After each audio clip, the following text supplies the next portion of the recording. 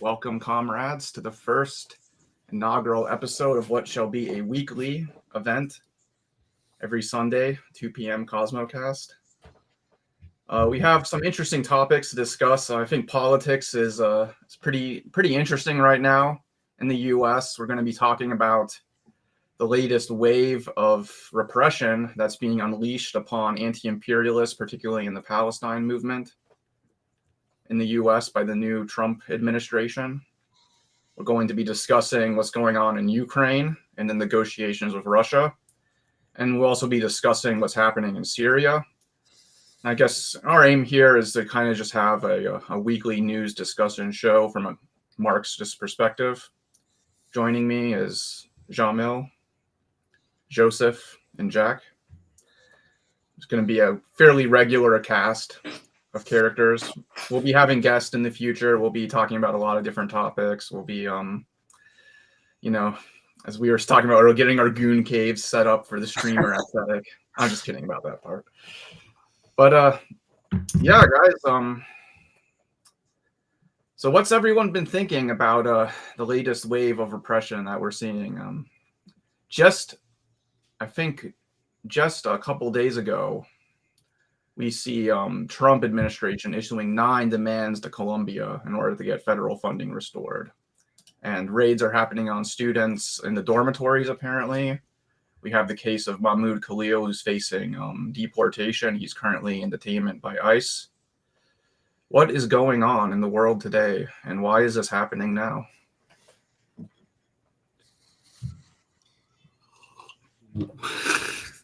Jack, I know you've been kind of leading research into this in the group, so yeah, we got a couple New Yorkers here who've been so I'm curious to hear a bit closer to you. Yeah, maybe I could give a little more, like, kind of set the stage, and I think it's worth, like, discussing, like, the extent to which this is represents a new state of repression versus kind of a continuity of Bush era, Cold War era, even earlier sort of phases of repression.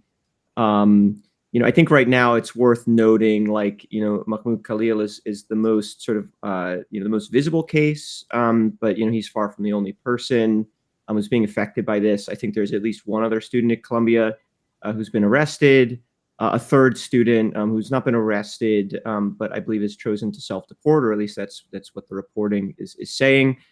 This third person, kind of interestingly enough, in the New York Times reporting on this, basically described herself as like a quote unquote rando who was not really like, one of the primary like organizers on Columbia campus. She was someone who was, following posts, liking posts, signing an open letter, but not an organizer by any means. It does. And in addition to those three folks I just mentioned, there's also, I think, around 20 students at Columbia who are facing repression from Columbia University, as part of their, basically folding to the Trump administration's demands. I think there are about 20 students who are facing expulsion, suspension, or degree revocations. And there are around 50 universities around the country that are under investigation as part of the president's efforts to fight diversity, equity, and inclusion, or DEI. You have Secretary of State Marco Rubio basically saying that visas and green cards of Hamas supporters will be revoked so that they can be deported. It does seem like this is part of a broader trend. I think, for me, it's worth noting, like, these are the most visible cases that we're seeing. These are politicized cases. But this is something that has been happening to, immigrants in this country, since the Trump administration, if not before. And there's a legal component that I think, a lot of the, liberal media is focused on, the sort of constitutionality of deporting folks, based on their kind of speech rights. I think we're going to get into that a little bit more later. But there's also, kind of an extra legal component to this of just kind of creating a culture of fear to attempt to kind of silence people, encourage them to self-deport, to stay low, things like that. So this is something that's like very, very concerning. Columbia University, has really, rolled over again and again, in the face of these kinds of attacks. But that's, I think, yeah, maybe the sort of broader question. Yeah, I guess we, we could talk about like, either the kind of, historical parallels, continuities, or get into some of the legal, some of the legal arguments that are being made. But maybe we could talk historical continuity, since we were just talking about that a little bit before we went. Yeah, I was gonna say it reminds me a lot, obviously, of McCarthyism. I think that's like kind of the example that a lot of people, both in like the liberal media or whatever, and the left, are kind of bringing up. And I actually think it does have relevance because of the like the terror factor, the way that they're just trying to kind of scare people, and also the kind of arbitrariness of it, like the fact that they're going after someone just for liking posts, right? Like I feel like that's part of the toolbook almost, is going after people for like such arbitrary small reasons makes people think that if I really do say something, they're definitely going to go after me. So I can't really say anything at all. Just like McCarthyism, obviously, what liberals don't say about McCarthyism is like some of those people were communist, and that's fine. But regardless, a lot of them were just people who had vague associations with communists, were part of a communist front group, and so by kind of making even like small connections something that you had to kind of be worried about, it has the chilling effect, I think.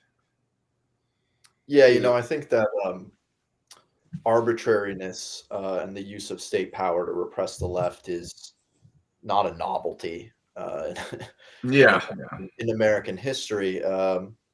You can think back, well, first off, Guantanamo Bay is the very obvious thing that comes to mind in recent memory. And, even in the era of the 60s, and many Black Panthers were imprisoned. Other militants were imprisoned, sometimes in solitary confinement for decades. McCarthyism, the repression of left-wing opposition to World War I. Yeah, the Palmer raids. Yeah, I don't think that arbitrariness in the American judicial system is a novelty. I think the thing to focus on right here is how this arbitrariness is being wielded as a political arm to quash anything anti-Zionist, actually anything just mildly critical of Israel. And that's what is particularly shocking is that the state is being wielded right now to just destroy any criticism or critical movement against Israel. Well, I mean, Zionist censorship isn't new. I think, I just asked Norman Finkelstein about that one. What I think is different here, though, is I think that we do have a regime that is testing the limits of bourgeois legalism, basically, and it's dedicated to testing how much you can get away with in the name of, law and order, while stretching the existing rules. And I think that the role of big tech, the fact that, the way that big tech is completely trying to kind of conjoin itself with the state, you have the role of Palantir, who are already kind of connected, or not kind of connected, deeply connected with Israel and the Israeli surveillance and all of these things, entire surveillance complex. And so I think, that's what's really concerning, in my opinion, is the way that big tech and this new, more authoritarian drive in the government is essentially kind of synthesizing to create this, seems to be kind of like an AI surveillance hellscape where, AI is almost like scanning the internet to find potential targets for repression that could be potentially, looked at, and then, the state just does whatever they can using their full power to basically do what they can, pushing up against the limits of bourgeois constitutionalism. Yeah, I think the novelty's already been reached here, in the sense that they're openly crossing the bounds of legality and sort of not caring. So they've I don't know if it's been mentioned, like when they picked up Khalil Mahmoud originally, the basis was that he was on a student visa, which turned out not to be true. Then they backtracked and said that he was on they were revoking his green card because of the protests that he was organizing. I mean, that's not illegal either. Yeah. But they're still holding him incommunicado in some ICE jail somewhere. Apparently, his wife and his lawyer can't get in touch with him. Well, apparently also they, from what I heard, is that so he's in a detention facility in Louisiana and he hasn't had access to legal counsel. And on top of that, I think he did have 1 or 2 calls last time I had read, but they were being surveyed by the government, which is also just flagrant violation of of legal precedent. I mean, I'm not trying to downplay the fact that there is it's obviously shocking. It's just I do want to state that the arbitrariness in the American legal system has been used as a political arm before, and now it's being applied very openly. Absolutely. Very openly against anti-Zionists, and in a way that is so unbelievably public, right? I mean, this is not just attacking some Black Panther militant who is seen by the main current of American politics, total radical, total fringe. This is the attack of a SIPA student at Columbia, someone who is going to or would have, under normal circumstances, staffed the UN at the highest levels, right? So, have you guys heard the kind of the conspiracy theories about the guy? What are they saying? Well, apparently he worked at the UK embassy in Lebanon at the Syria office. Okay. So now they're saying that he was like part of like the Syria regime change operation or whatever. So they're saying that he's like a British government agent? Yeah, they're saying that he was an MI6 agent. I first saw MAGA people talking about this and saying that this is like he's an MI6 agent who's trying to subvert America, like set by Keir Starmer, the socialist. But my God, I wish. Yeah, I saw some, and I saw some like kind of Axis of Resistance, anti-imperialist accounts like talking about him as being like a British agent and stuff.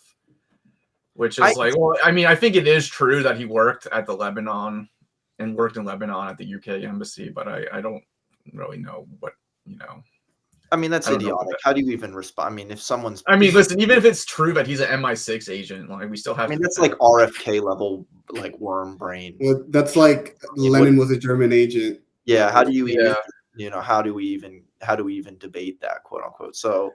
The thing I don't know too much about him. He seems so Mahmoud Khalil. He seems to be he was born in a refugee camp right in Syria, and he's of Palestinian descent. But I also read in other places that he has Algerian citizenship. So was he at some? I don't know if people know this. Was he at some point living in Algeria, or did because the Algerian government isn't has been staunch supporter of Palestine even before independence in 1962. Did they just grant him citizenship basically so that it could facilitate his going between countries? I don't understand too much about this character, to be honest. So the fact that people seem to be so confident about what his political affiliations are, etc., it hasn't been clear to me his story entirely. Yeah, I mean, listen, even if he is like an MI6 agent, which I don't necessarily think is true, obviously, but even if he was, we'd still have to defend him and stick up for his rights. I mean, Dreyfus was a military officer in the French army, and defending him was still the right thing to do. And this is far more defensible of a person, and honestly. So yeah, I think that's just a red herring. I mean, the thing is like, he probably did have like, maybe he did hate Assad and want to overthrow him, and there's a lot of Palestinians who hate Assad. All of that is, I mean, it's as you said, it's okay, great. But Jack, I don't know have you read about the politics of Mahmoud? Not too much. If there are folks who are on the stream who have connections or want to share thoughts, I think that would be great. I haven't dug into that too much. Something I'm interested in. Yeah, go ahead, Jamil. No, my feeling is that he's not a firebrand character. No, he's not. And I think that might even be a calculated move by the Trump administration, which is they probably could have found some lunatic, maybe not from Colombia, who would come and say I'm 100% into Hamas, completely uncritically. But they didn't. I think that they're kind of choosing sort of a polished character because it almost says we don't care how quote unquote reasonable your position is on Israel. Anything is no go, right? Right. Anything is no go. You could say don't kill children, and they'll say you're Blood libel, anti-Semitic blood libel. Yeah, exactly. You know what I'm saying? Yeah. So my feeling, as I said, he's a SIPA graduate, and SIPA is like their international relations school at Columbia, and I've known quite a lot of people who came out of there, and I've not met one who was radical. As I said, they're all people who end up, either working in the State Department or the equivalent in their countries, or staffing the highest positions of the UN. It's a careers breeding site. They're not pumping out. They're not, pumping out, young Arafats. So. Well, I really. I was gonna say I looked at some of the clips that like Zionists were posting of the guy to like prove that he was like a Hamas supporter, and he didn't say anything about supporting Hamas. Like he just said, it was just basic like we're fighting for our Palestinian people and a just solution to this war, and they're killing children, and it was really nothing that was from the more extreme quote unquote end of the Palestine movement. It was all very reasonable stuff. I mean, to me, I guess at this point it's I mean, I think us here, and we won't get into it, but I think if we were to have made the statements we would like to make, and posted some of our comments, then maybe a lot of people would be like, okay, these guys are fucked. You know what I'm saying? But like, yeah, from what I can see, he's really not a firebrand at all. It's really shocking in that way. Oh, he was like the negotiator for the students, I think, was kind of for CUAD, I think their apartment and divestment, Columbia University apartment and divestment. I haven't been able to find anything like in the media about his politics. It's all everything is just about the case. Yeah. So my sense is sort of what you're saying is that they kind of chose the most like model UN type person they could find to make an example out of them. I mean, I'm sure he's got more substance than being some bootlicking careerist. I'm almost certain of it. Just basically taking any stand at Columbia now requires fair degree of courage. Requires courage and a sense of self-sacrifice. But they did pick up that other person who was apparently tangentially involved in the protest. So I don't know what the logic is or what the criteria is for who they're picking up. Well, even beyond that, they're now trying to put the Middle Eastern Studies department at Columbia into like receivership, basically, which I'm not even sure what that would look like. Well, the demands, that's part of the demands. Well, let me, I can put those up on the screen, actually, you can look at them. Yeah. Does that work? Here we go.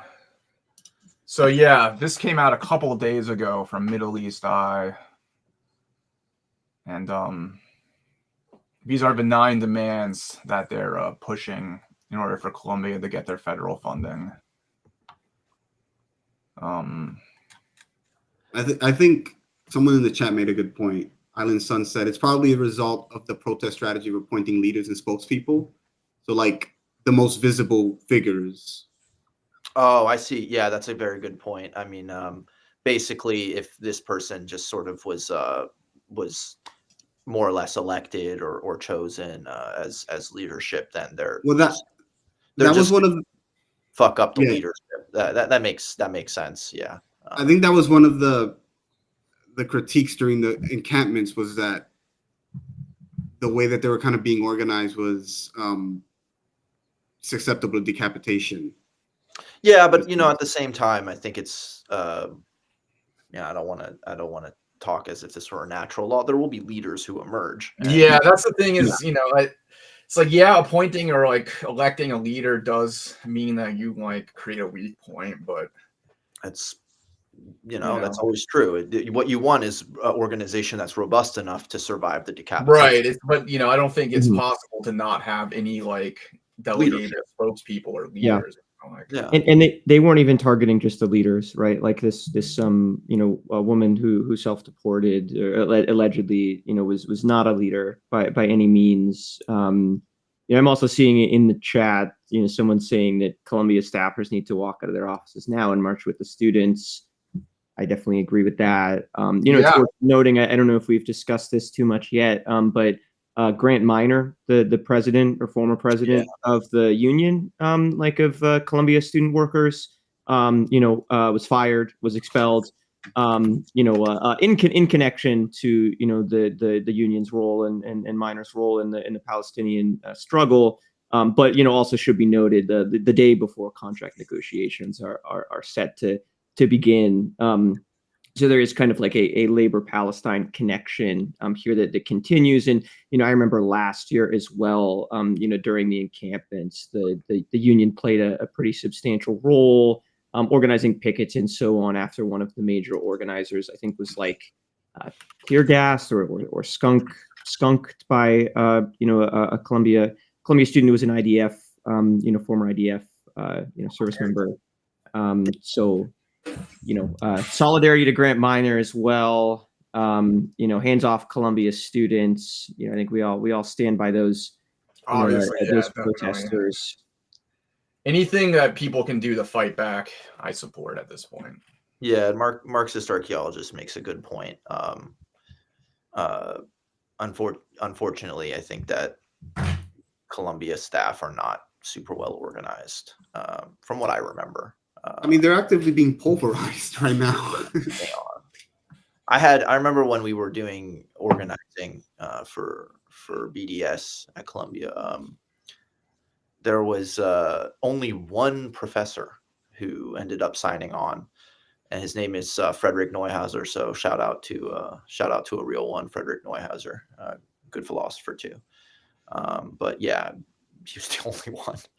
Besides people in Mises. Actually, that's why we should kind of go over this, just the broad outlines of this. Yeah. And I'm gonna say, like, now is the time to fight back. Like, you're being pulverized. Like, if you don't fight back now, you'll be too pulverized to ever fight back, to be honest. But yeah, we should talk about this receivership because I don't understand what the hell is going on here with so a bit of background, I guess. Mises is just the Middle Eastern and South Asian Studies Department. And it's chock full of just, Palestinians, basically. So it's people, Zionists hate it. There are many famous anti-Zionists. Not to speak pejoratively, but like bourgeois anti-Zionists, not communist anti-Zionists or whatever. So Khalidi is there. And others as well. Saeed. Yeah, was famously, I don't know if he started, but affiliated with it. Definitely didn't start it, but was affiliated with it. So, so what are they saying? Basically they're saying that they have to. What do they have to do to Mises? It says the government the university was told to begin the process of placing Columbia's world-renowned Middle Eastern, South Asian, and African Studies Department under academic receivership. The process requires an outside chair who can be appointed by the government to run the department for 5 years. So yeah, basically they want to hand it over to some Zionist who will basically probably make it into a big like Israeli propaganda thing. I can't think of one. Well, besides the early part of the USSR where there was a big conflict over the academy, it's kind of hard for me to think of anything equivalent in the Soviet Union, in terms of its social studies. Like I really can't. As I said, like in the 20s and 30s, even up until the war, there was quite a lot of involvement in the academy, but I can't think of anything like a receivership. Maybe people can correct me. Evidently, like Shenkoism is Yeah, I mean, it depends on It's what era, marginalized, because the 1920s they were softer on this, on the academics, and they gave them more autonomy, and they tried to kind of set up parallel communist institutions. But then, like with Stalin's Cultural Revolution in the 30s, that's when they really start Bolshevizing the sciences and like enforcing like ideological conformity and stuff. yeah. But yeah, this is But even then, like Zhadanov and stuff was not like, there was of course like a party line against certain, for instance, strains of physics, but it's not like they were like, okay, the physics department, we're taking it away from Falk, and now some fucking lunatic who knows is total idiot gets to run the department, right? But yeah, this is really insane. I wonder who they want to ban masks on campus. Well, that's so like any kind of mask. I mean, they want to ban masks, any protests or demonstrations. Yeah. Like they want to lock the campus down essentially. Because they're really mad about Palestine protesters like wearing kefias as masks and hiding their faces. Yeah. No, I love the like just like another instance that shows that modern American just everything, but especially conservatism, is just spiritually bereft and has no true principle, because they've spent the last how many years bitching and crying hysterically about how they can't talk and how they have no free speech and how they're not free or whatever to just like say racial slurs. And now people are exercising whatever political rights they have to express don't kill children, and they're using the full arm of the state to just fuck over anyone they can. It just really shows you not only that they're pathetic and hypocritical, but that they're spiritually just completely null and have absolutely no principle besides just oppressing people and making people live up to their shitty Barbie trad like wannabe 1950s lifestyle. So it's really just nauseating.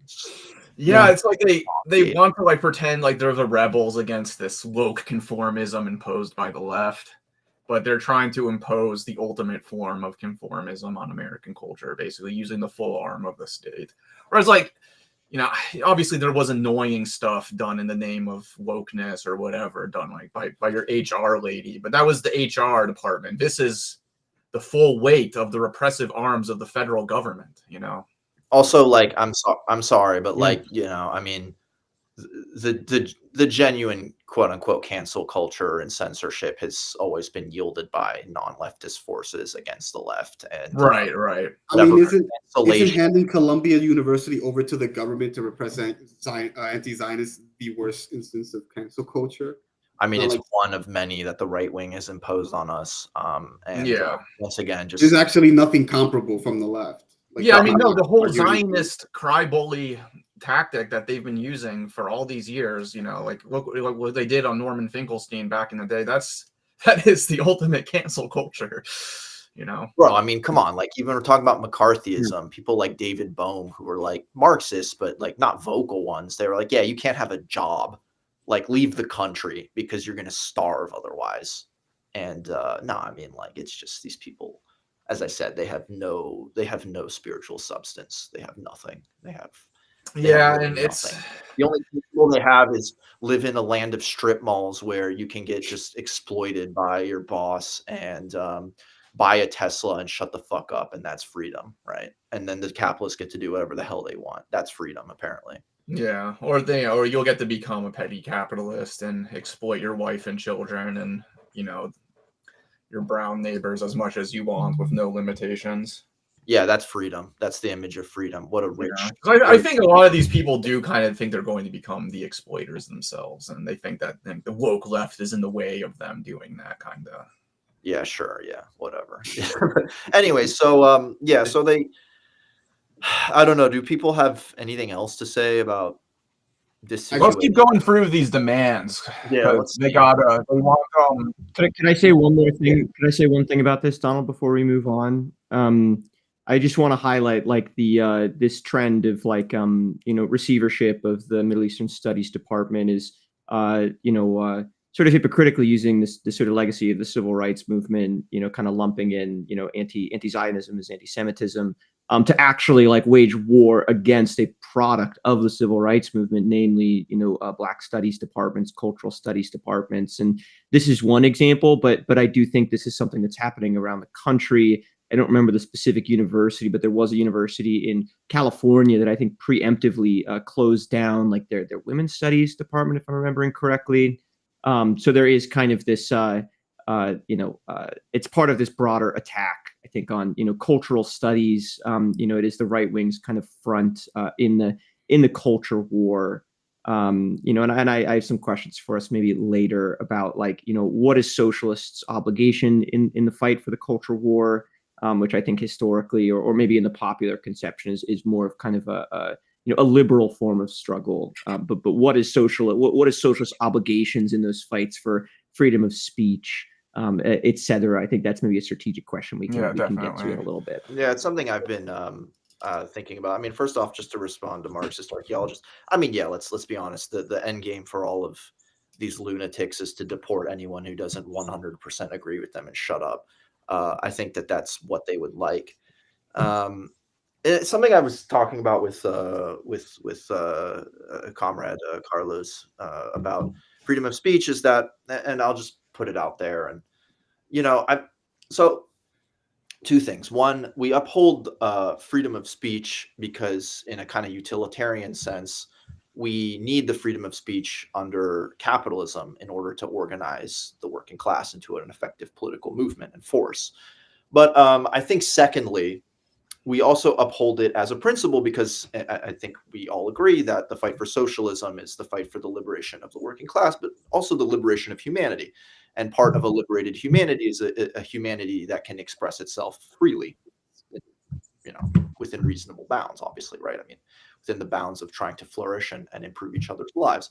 But I think that lastly, there is a complication, which is that it's all well and good to uphold this utilitarian and spiritual principle, but in a contest, especially like a civil war, there are moments where things become more difficult, right? And repression becomes a necessity, and the repression of political opposition.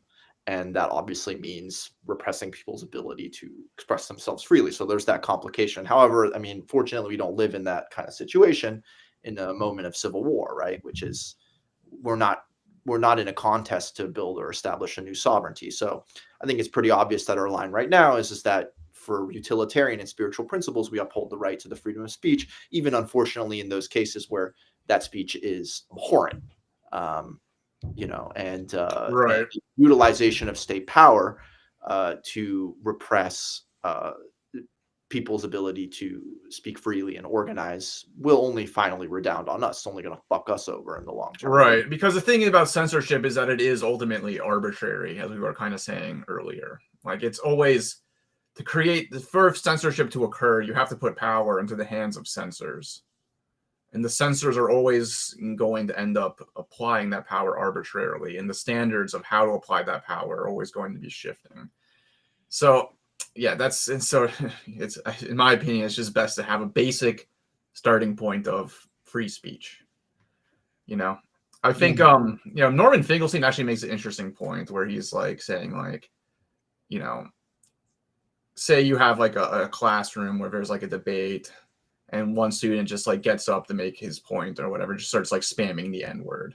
It's like, listen, like that's not really free speech because you're not actually making an argument or like actually communicating something. You're just trying to like bully people, So if you want to make an argument in favor of whatever abhorrent beliefs you have that right. You have the right to, defend, the Confederacy or whatever stupid thing you want to say, but it doesn't mean that, there is, a basic kind of sense that free speech is to serve the purpose of communicating ideas and discussing ideas and for the purpose of public reason. So I think there is, that, kind of, well, I mean, so in that case, right, we have to distinguish, right, which is we as a group within that classroom can say, shut the fuck up and leave the classroom.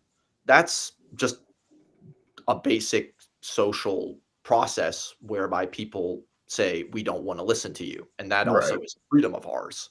It's a different thing if we can then call the police, and then the police can come in, arrest that person, detain them, et cetera, right? Right.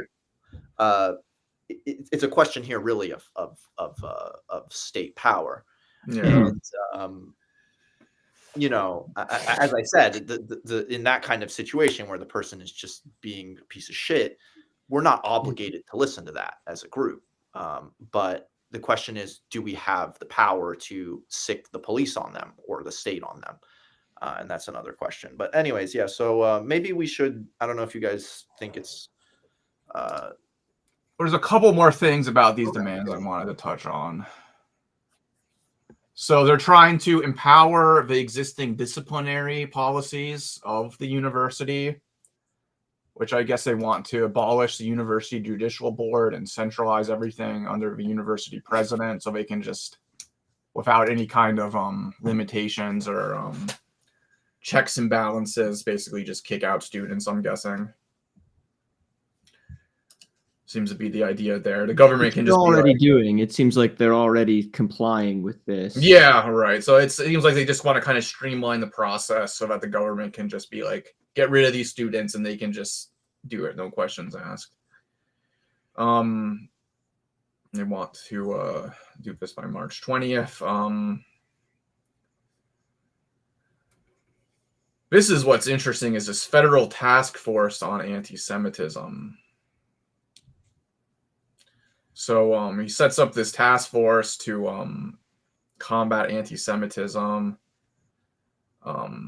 Obviously, you know, you had lead ups to this with Chuck Schumer's Anti-Semitism Awareness Act and all that nonsense. But it looks like what a lot of this is really about is trying to get universities to adopt the IHRA definition of anti-Semitism, which is pretty terrible. I don't know. Does anyone have that definition on hand? I mean, I guess we could look it up. I can bring it up real quick. Yeah. But, yeah, bring it up. Yeah, it's obviously like it's been criticized a lot by many people. I think according to this definition,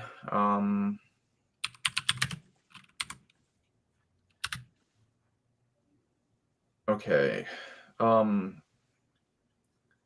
You know, there are some things where, you know, one of the all right, let's look. Here we go. So according to IHRA definition of anti-Semitism, you're not allowed to draw comparisons of contemporary Israeli policy to that of the Nazis. Convenient. Yeah. So using symbols and images associated with classic, you know, anti-Semitism, claims of Jews killing Jesus or blood libel, which, you know, as we've seen, blood libel is basically anything that accuses Israelis of war crimes at this point. Which they gleefully record on TikTok. Yeah, denying the Jewish people their right to self-determination by they claiming the existence of the state of Israel is racist endeavor. So yeah, that's right there, that's you know, that's literal gibberish. Yeah, so any kind of criticism of the existence of a Zionist Jewish supremacist state in the Middle East is anti-Semitic, according to this. And yeah, if you're not down for just liquidating a whole people, yeah, you're horrible. You're fucking Eichmann. It's a shibboleth at the end of the day. It's a way of communicating that it's a safe space for Zionism. yeah, Why they're so gun ho about making sure that Colombia, being the center of the sort of the anti-Zionist demonstration movement, they're really trying to make an example out of Colombia. Here's one: calling for, aiding, or justifying the killing or harming of Jews in the name of radical ideology or an extremist view of religion. So if I say, oh, I hope the IDF gets blown up by, Hezbollah because I'm a communist. Well, you just said that you hope Jews get killed because of your radical ideology. So, you're an anti-Semite. Yeah. And that's the basic argument for like deportation as well, as I understand it, is basically like, that, amounts effectively to, supporting terrorism, abetting terrorism, things like that. And that's kind of the debate that's going on in the, mainstream press right now. Does the Trump administration have the legal right to, deport folks, like Khalil? With I would say probably, most liberals and even some conservatives basically arguing I've seen a lot of stuff basically along the lines of we hate this guy, we hate what he stands for, we stand with Israel, but the Constitution is too important, freedom of speech is too important. We can't take this illegal action. With others kind of on the further to the right. I can even quote an excerpt from Andrew McCarthy at the National Review. He says in his op-ed on this, as we've seen with the surge of Jew hatred and pro-terrorist agitation on campus and on our streets, it is vital to national security that we overhaul immigration laws that frustrate the government's constitutional authority to exclude and deport aliens based on their adherence to anti-American, anti-constitutional ideologies. So it's clear that sort of the right is viewing these actions as a continued sort of part of their project to modify the structures of our legal system, our judicial system, to permit even more kind of naked sorts of repression, which kind of gets me, I think, to one of the maybe strategic questions for socialists kind of around freedom of speech. We had a little bit of a discussion on that earlier, and I think we're all, in general agreement that, socialists should fight for the right, of folks to speak freely, to organize freely. I think that's like a basic socialist principle, back to kind of Marx's early Republican days. At the same time, the sort of liberal argument for protecting freedom of speech is hinged upon, kind of protecting the Constitution, protecting the constitutional order, against kind of this, authoritarian push by the Trump administration, the kind of right-wing folks in the judicial system that they've appointed, et cetera. At the same time, I think as socialists, maybe not all socialists, but I think all of us here would probably agree that the constitutional order is actually what is allowing this to happen. The power of the judiciary, the power of the executive, is what allows this process to basically carry out almost entirely as a conflict between, Trump and the judicial system. And so, I don't think we should be content to just say, let's defend our constitutional rights and so on, which I think is what we've seen, even at some of the rallies I've been to, I've seen, kind of more liberal, resistance liberal type folks showing up, with, I think someone said they saw somebody at a protest with a little red book and they thought it was Mao's little red book. They got closer and it was a copy of the Constitution. Someone was carrying around a copy of the Constitution at a rally. I wouldn't go so far as to say that those aren't people that we want in the streets, supporting this movement. But at the same time, I think socialists can fall into the trap of calling for the defense of our constitutional rights, which I'm of two minds of, because I do think we want to protect our right to freedom of speech. At the same time, who guarantees us the right to freedom of speech? I think, Jimmo, that was kind of a point that you made. Who has the power to enforce freedom of speech? And clearly it's not, everyday people, working people. So I'd be interested in kind of hearing all your thoughts on that kind of question. How do we navigate these constitutional defenses of freedom of speech, and kind of what is the socialist alternative message that we would want to kind of promote, or how would we want to kind of move with in coalition with liberals who make those kinds of more constitutional defenses type arguments. Right. Yeah, I mean it's a huge question, not one that I obviously can spin off the top of and I can't develop a fully fledged response. Well, the first point I'd make is that freedom of speech is part of the Bill of Rights, which was a concession made by the framers of the Constitution to the opponents of the Constitution. Regardless, it still is a part of the Constitution, and I think in the popular American imagination, like a lot of people, when they talk about defending the Constitution, they talk about defending the Bill of Rights. They don't really think about like the entire majority of the actual thing, which is really an institutional setup. It's an institutional setup of a ruling class. And the Bill of Rights, which is what most people talk about with defending the Constitution, is a concession made by that ruling class.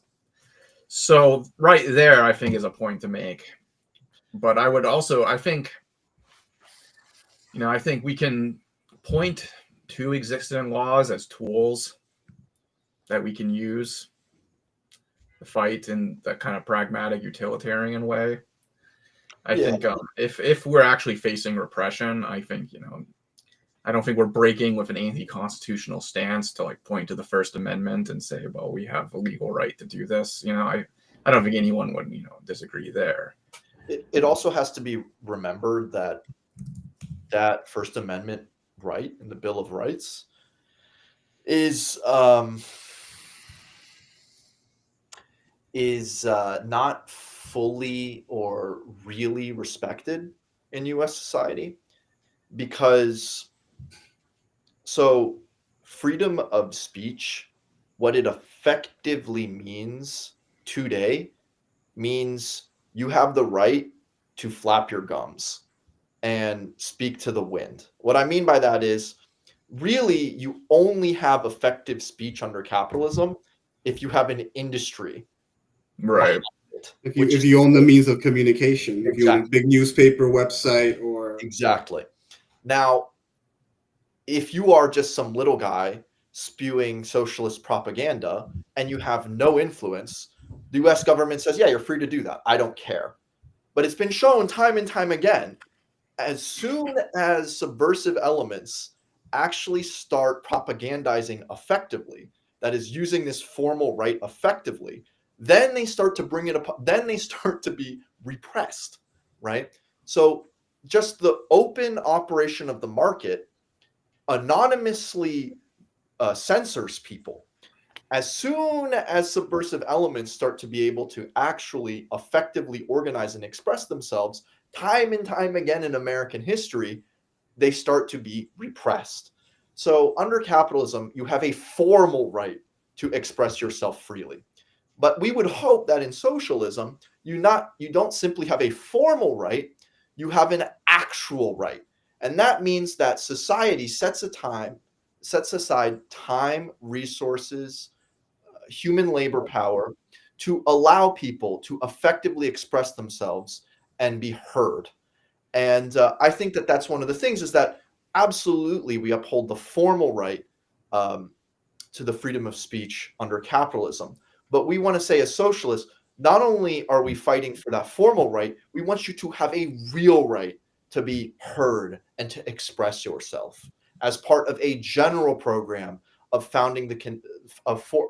laying the foundation for human flourishing, right? We don't want you to just speak to the wind. We want you to be heard, right? And I think that that's kind of a very global view, pretty vague one, but in a principled sense, that's what we're aiming for. Not just the formal right to express yourself, the actual right to express yourself. Right. I think about a lot is that capitalism doesn't just its ability to coerce is not just like Leviathan. It has this very ghost-like way of being able to coerce people just by the anonymous operation of the market. You don't have the money to be heard, then you won't be heard. And the government's like, that's great. And we can claim that we don't have a secret police that shuts you up, right? Because there's no person that's necessarily telling you to shut up, right? That's what's also so effective about capitalism, is that it has these anonymous mechanisms of coercing people to do things, where it becomes a lot more difficult to indict the system, because unlike, say, the KGB, there isn't one guy necessarily. Right. You can't blame everything on the government that goes wrong, because there's all these private firms, a whole sea of private firms and private actors that are doing it. Yeah. So I mean, these are more general philosophical questions, but I'm glad that we not just I mean, they're obviously the crux of the political issue, but these are definitely conversations that we have to continue having, and these violations against people like Mahmoud Halil are examples of how when your formal right is being used but starts to become effective, they shut you the fuck up. They coerce you. If the market can't shut you up, if the anonymous mechanisms of capital can't shut you the fuck up, the government will step in. Right. It's the They mechanism. resort to more direct means of repression. Yeah. Then they'll come in and be like, shut up, here are the Palmer raids, here, get out of the country, you're in Louisiana now. And it does seem like the sort of the more anonymous arm of the state, be it the press or the kind of bureaucratic judicial state, less of the kind of Trump political appointees, are actually they are the ones who are now fighting back against kind of this more like direct intervention by Trump and his cronies. So you get the Financial Times publishing an op-ed saying je suis Khalil, I am Khalil. I do think it is, like the liberals who are more content with, the kind of, the state of speech as it is, it is something I think that they're realizing, maybe my, my rights are at risk as well. And so, hence they're speaking up a little bit more. But I do think it is, on us as socialists to kind of, explain clearly, like, how far liberals will go along with us, and it's not all the way to the end. But I do find that, like, how we navigate that practically on the ground to be like a question I haven't totally worked through. I think the Democrats are doing a lot of good work for us. There's something to be said about what Donald mentioned, is understanding the Constitution as an institutional setup. And I think that's precisely what our movement needs to be trying to communicate to large masses of people, is that the Constitution isn't just, like the Bill of Rights and the amendments or whatever. It's the courts, the executive, the civil services, the bureaucracy, or whatever the hell. Yeah, it's not just a piece of paper. It's a living government, Right. It's an array of institutions, an assemblage of institutions, communicating, like in interface with the rest of society. But that precisely at this moment, the Democrats are arguing to large masses of people, we need to trust the institutional setup. And the institutional setup is visibly failing, and the legal structure of it is disintegrating. So this is probably the best time to proffer a anti-constitutional critique and a constitutional alternative. And I think that's what the movement should be looking to strategically, because the next 4 years are going to be an extended constitutional crisis. And if socialists aren't the ones arguing for, a political alternative, necessarily what's going to happen is a lot of misery, a lot of repression, and ultimately the restabilization of the Democratic Party. Yeah. And that's the fear, I think, of the taking the defense of the Constitution or the defense of the First Amendment a little too far, because I think then your strategic horizon is kind of getting us back to where we were, right. say during the Biden administration, which, if you were a student at Columbia participating in the encampments then, or if you were, an activist during that time, like, I'm sure that wasn't, necessarily like a great time either.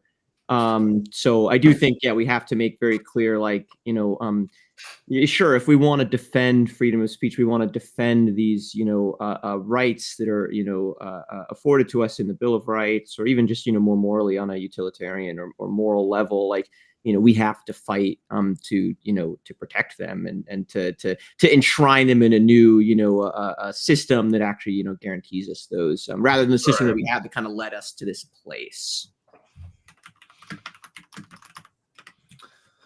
Yeah, and I think one last thing on the issue of censorship is, and then I think we're going to move on to discuss Ukraine. But I think it's possible to defend the spirit, so to speak, of the Bill of Rights, but it's also to call for expanding it and actually fulfilling, the real substantive promise of the Bill of Rights. And I'll also say this, which is that I am glad we have the First Amendment. I'm glad that we aren't like Germany and that we have like all these hate speech laws that can be used against us. And I've seen some liberals, progressive left liberals, even saying, "Oh, the rise of Joe Rogan and the online right means that we need German-style hate speech laws," and that's just. Have you not been paying attention to what's been happening in Germany in the past Yeah, year? the French are also really bad. That's something we haven't even talked about is just the state of anti-Palestinian repression in just the Western world in general. But it's Yeah. really bad in France, gotten to the point where waving a Palestinian flag and an Algerian flag in France can get you in trouble. I mean, it's getting really bad everywhere. So, Yeah, we can move on. I do want to just put a call to action to the folks on the stream right now. Like, now is the time when the Trump administration is really trying to silence protesters, silence the Palestinian liberation movement. It's a time when, it's natural to feel afraid. We're stronger together. Even if you're not in New York City, this struggle is going to continue. Repression is going to continue. Repression is going to expand. I just want to encourage everybody to, get involved in the struggle where you are. Show up to some protests. Join an organization if you're not a part of one already. Build coalition if you're in an organization. Join DSA. Join MUG. Let's start building together. We're not going to fight back. We're not going to win this if we're not getting organized. Yeah. Be smart, don't do anything stupid, but don't be scared either. Be brave but smart, So, Ukraine. This is a topic that I have to admit I've kind of shifted a little bit on. Not, I don't think Donald self-crit. It's a self-crit session. Well, I don't want to say we were totally wrong about Ukraine or anything like that, or even though we were wrong about Ukraine, but I just think that the way things are looking right now, Russia, the idea that Russia wasn't inspired by kind of territorial ambitions and it was just a kind of defensive posture against NATO expansion, I do think is looking to be kind of bullshit. I don't know. Like it does seem like Putin does actually think that Ukraine is just rightful Russian soil and belongs to them. Like the entirety of Ukraine. Yeah, like not just maybe I'm wrong here. Maybe I'm like being too Russophobic or whatever. But like it's just the way things are looking right now. It doesn't really seem like Putin is interested in peace. But it also seems like he has all of the leverage. I mean, Russia holds what a fourth or a fifth of Ukraine territory. They're on the offensive. Yeah, it doesn't seem like the conditions that are conducive to stopping the war. I would imagine that the big thing that's going to decide that is the domestic sentiment in Russia, whether it's feasible for them to, for example, call more people up to serve or whatever, conscript more people. And it seems that Putin is very weary of any more large-scale conscriptions. Like, I just want to say that because I think there's a whole narrative right now that Ukraine has completely lost the war, which I don't think is true. Yeah, I think that they're losing the war, but I think Russia also has really big issues. Like, for example, it seems like whenever they do an offensive, they lose.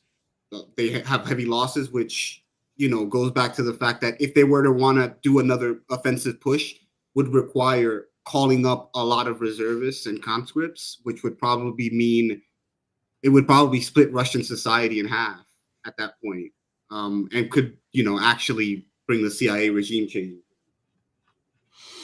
So they haven't won the war yet. I think they're still. I mean, throughout this entire war, the constant claim from the pro-Russia side is that Russia's winning, Ukraine is losing, Russia's winning. There's no question that Ukraine is losing, but I don't know. It seems to me that for a lot of this, it's been more of a stalemate. But we're talking about the state of the war in Ukraine. Yeah.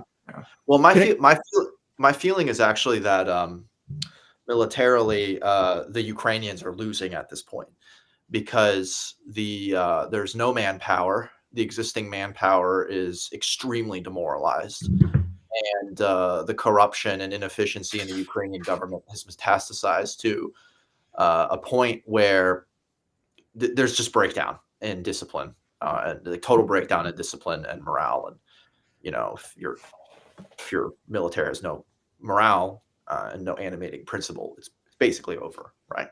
So that's really been my feeling, because the U.S. can fucking give Ukraine Gundams at this point, but if they don't have enough troops, and if the troops fucking hate their officers more than the devil himself, then it's basically over. I mean, I read one story, and it was also corroborated by Radio Warner, which is two people who I respect, and I think that they generally they're good at what they do. And they commented on how, for instance, there's this racket that's being played out in the Ukrainian army, where officers take money so that they don't send a grunt to the front line. Basically, grunts pay to not be sent to the front line, and the more you pay, the further you are from the front line. And apparently someone, or maybe a group, refused to pay up at some point, and or protested against the racket. And apparently the son of one of the officers leading the racket crucified one of them publicly to make an example. So yeah, I mean, that's the state of the Ukrainian military. I mean, it's a small instance, but if something like that is happening, it's an indication that there's just a catastrophic breakdown in the ranks. So it seems to me that the Ukrainians at this point are losing, and you really have to feel really bad for the Ukrainian people who have been put through the meat grinder. It's the worst armed conflict since World War II. Yeah. In terms of like munitions and like, I don't know about lives lost, but. I mean, so we have a comment by one of our,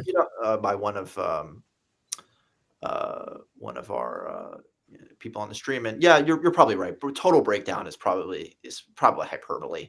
I think it's fair to say, though, that they're not going to be rejuvenated, right? And one thing, a massive counteroffensive and take back all the territory that they've lost. I might be wrong. As I said, I'm not. It really depends on the analyst you're reading, because depending on the analyst, either Ukraine's winning or Ukraine's losing.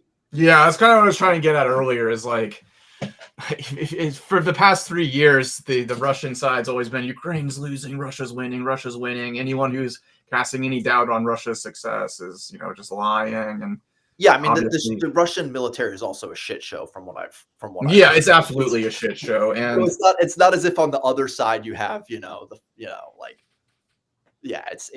the war is basically, I guess from what I understand, and once again, I'm not an expert, but is that it's not going anywhere.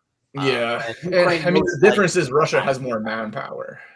Ukraine most likely will not be able to defend. There's more people they can press gang in the fighting this war. At this point, all they really have to do is hold on to the territory they already have, and then and I've heard that they've been doing pretty well at that recently. I'm guessing trenches and mines and shit is basically the game they're playing. But Russia, it seems like they want more. Like, they want Zelensky out. They're not convinced that this is going to end in their favor until Zelensky is out, basically. I have like MAGA guy, like MAGA Republican, like congressman being like, Zelensky needs to go. We can't work with him. Putin must be cognizant that if the war does conclude with peace settlement, whatever that is, peace settlement that fucks over Ukraine, that Azov battalion is going to fuck up Zelensky. So I'm kind of confused what's stalling this shit, because I mean, like, I would guess that, if there's a really if Ukraine has to make like extremely unfavorable concessions to the US and to Russia, there's going to be a fascist stab in the back conspiracy that develops, and Azov and whatever other lunatic lunatics come around are going to just get rid of him. So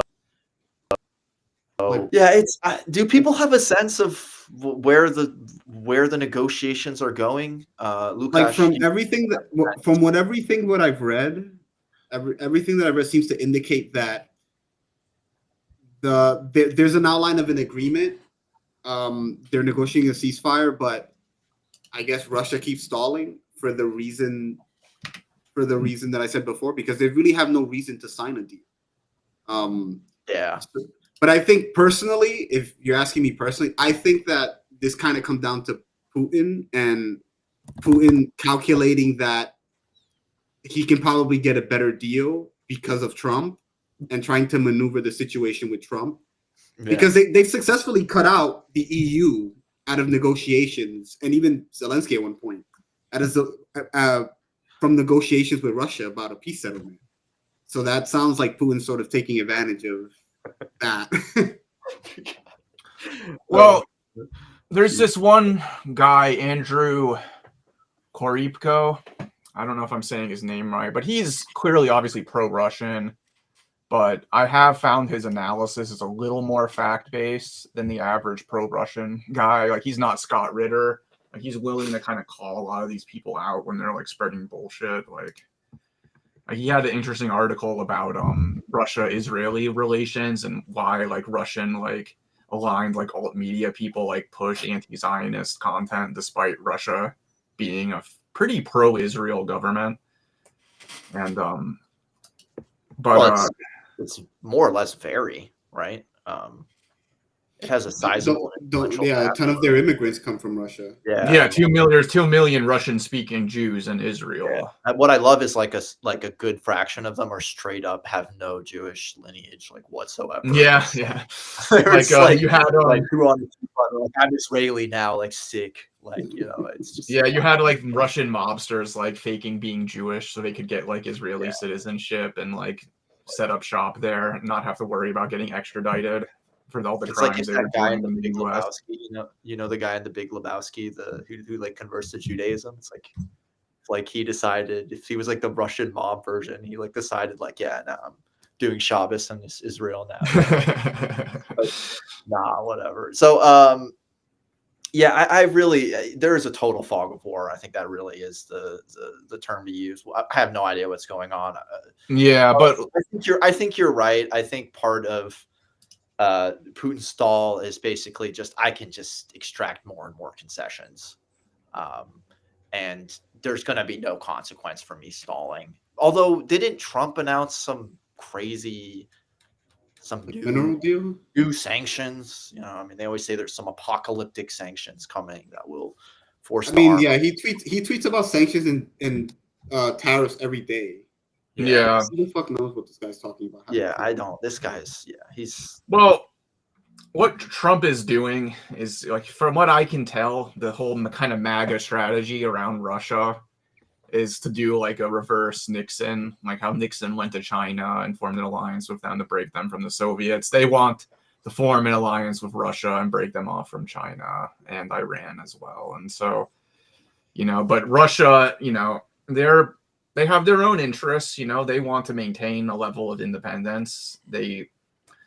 I think Putin is more than willing to sell out his country to the United States. He's tried to do so in the past by joining NATO and stuff. He's not, he's not a hardcore ideological Eurasianist, but at the same time, I do think that he does want to get the best possible deal out of this. And he doesn't want to put Russia in a position where it ends up more reliant on China.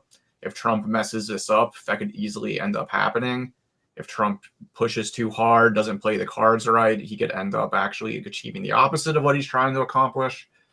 But apparently the Washington Post claims that they have like a Moscow think tank close to the FSB's kind of suggested maximalist demands for Russia to have been leaked. Let me put this up on the Jumbotron. I found this through this Andrew Korobiko guy who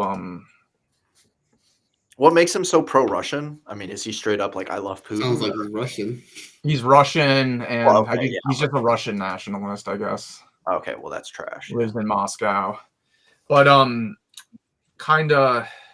He thinks that it might not be 100% legitimate, but he thinks that there's some signs it might be. But this is kind of what it lays out: is prioritize normalizing Russia-U.S. relations, propose U.S. access to Donbass rare earth minerals, agree not to station Oreshniks in Belarus if the U.S. doesn't station new systems in Europe, stop arms supplies to states unfriendly to the U.S. if the U.S. stops arms supplies to Ukraine, exacerbate U.S.'s tensions with both China and the EU, rule out a resolution of the conflict until 2026 at the earliest, completely dismantle the current Ukrainian government, insist on official recognition of Russian control over the new regions, and carve out buffer zones in northeastern and southwestern Ukraine, Wow. and oppose any, including non-Western peacekeeping plans.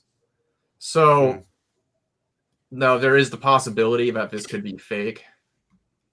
Yeah. But and it's not, even if it is real, it's not yet official policy. It's the FSB suggestions, I guess. But this guy who's pro-Russia does kind of think it might be real. He thinks of so what evidence does he have? Like why does he think it's real? Because I could also just pull demands out my ass and say the FSB. Right. Well, I mean, for the sake of argument, accept that they are real. Okay, yeah. Imposing that on Ukraine, I mean, I don't see how you would kind of impose. more or less. Isn't that like kind of more or less what like had been anticipated of these peace negotiations? Well, some of this stuff is like carve out buffer zones. Yeah, I think that's to the current government. Like that's. But I'm pretty sure like Ukraine is resolved. Like I'm pretty sure that the Ukrainian government is like more or less. I don't know, accepting that they're going to lose. Like it's at also least the Donbass, it's right? also seemingly a deal that's designed to get Donald Trump to agree to it. Like propose U.S. access to Donbass rare earth. Yeah. Why would Russia want that?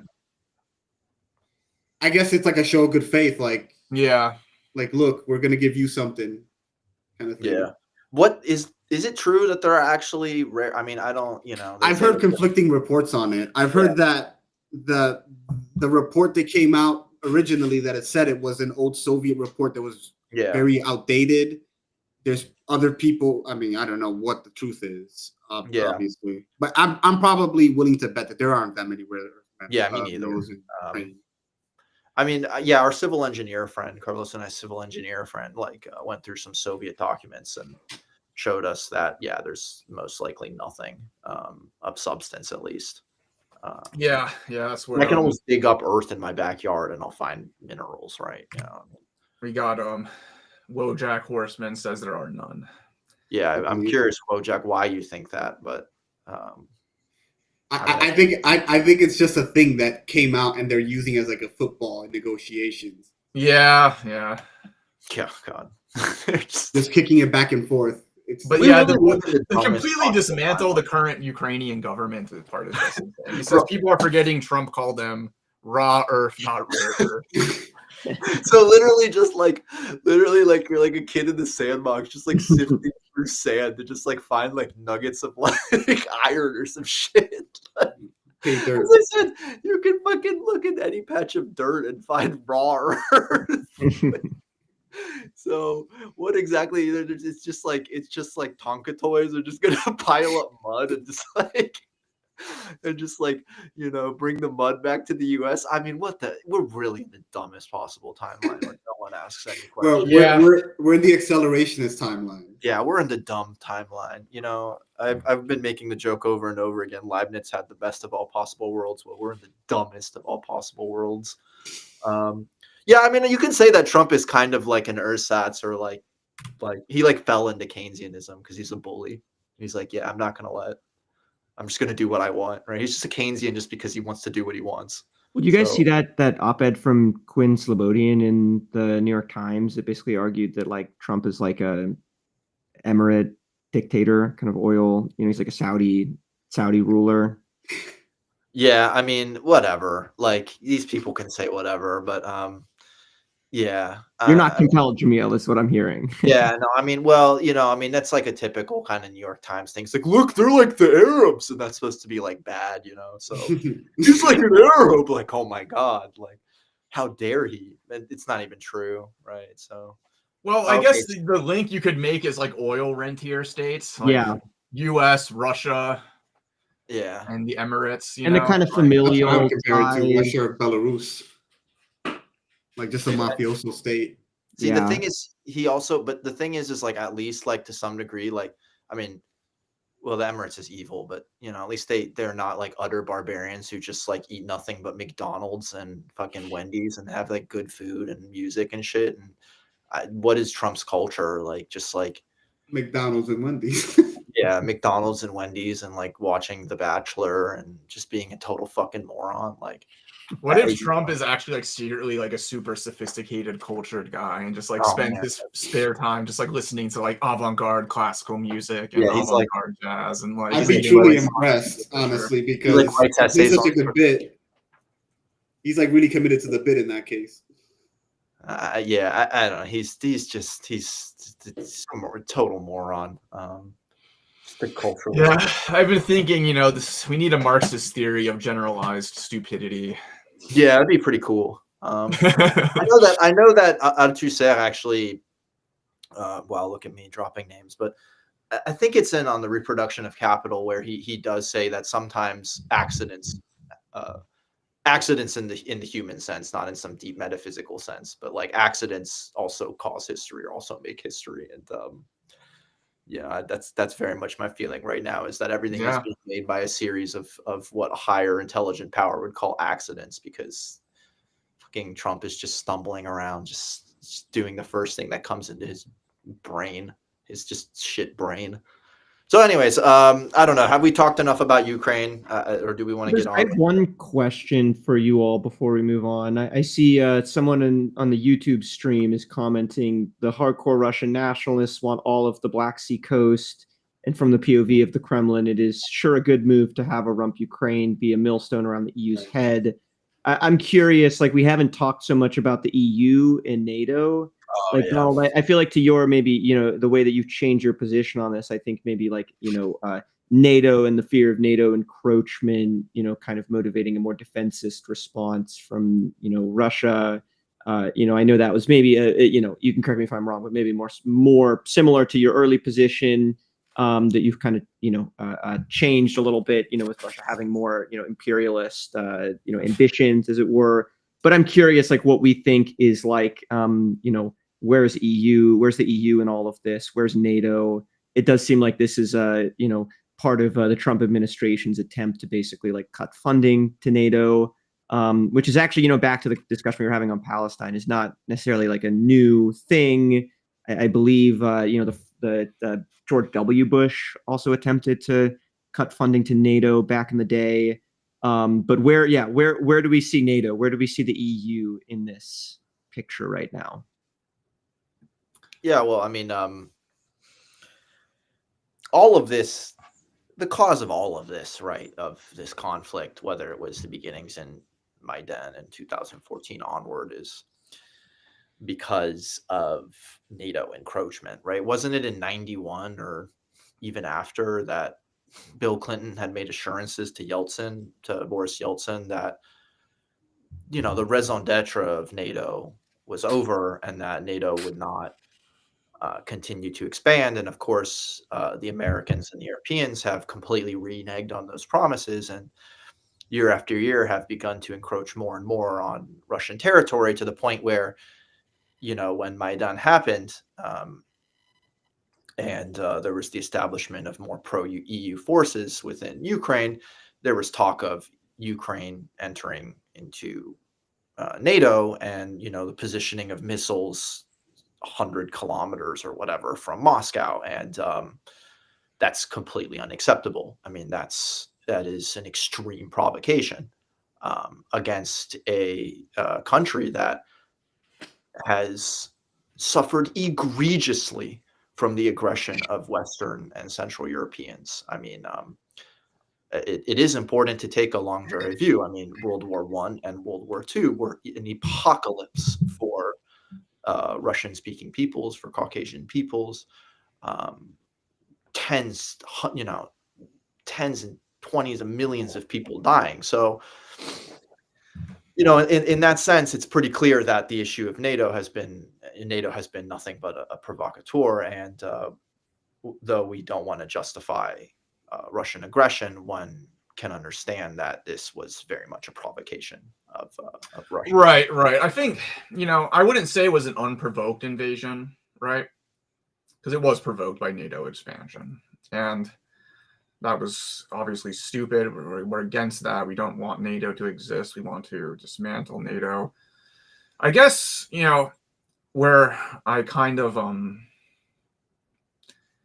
think, okay, so we shouldn't have expanded NATO, obviously. We shouldn't have given them the provocation to invade. But regardless, I think there is an ideology and a kind of desire in the Russian ruling elite that's to become an imperialist power of their own. And I think there's this idea of what's it called?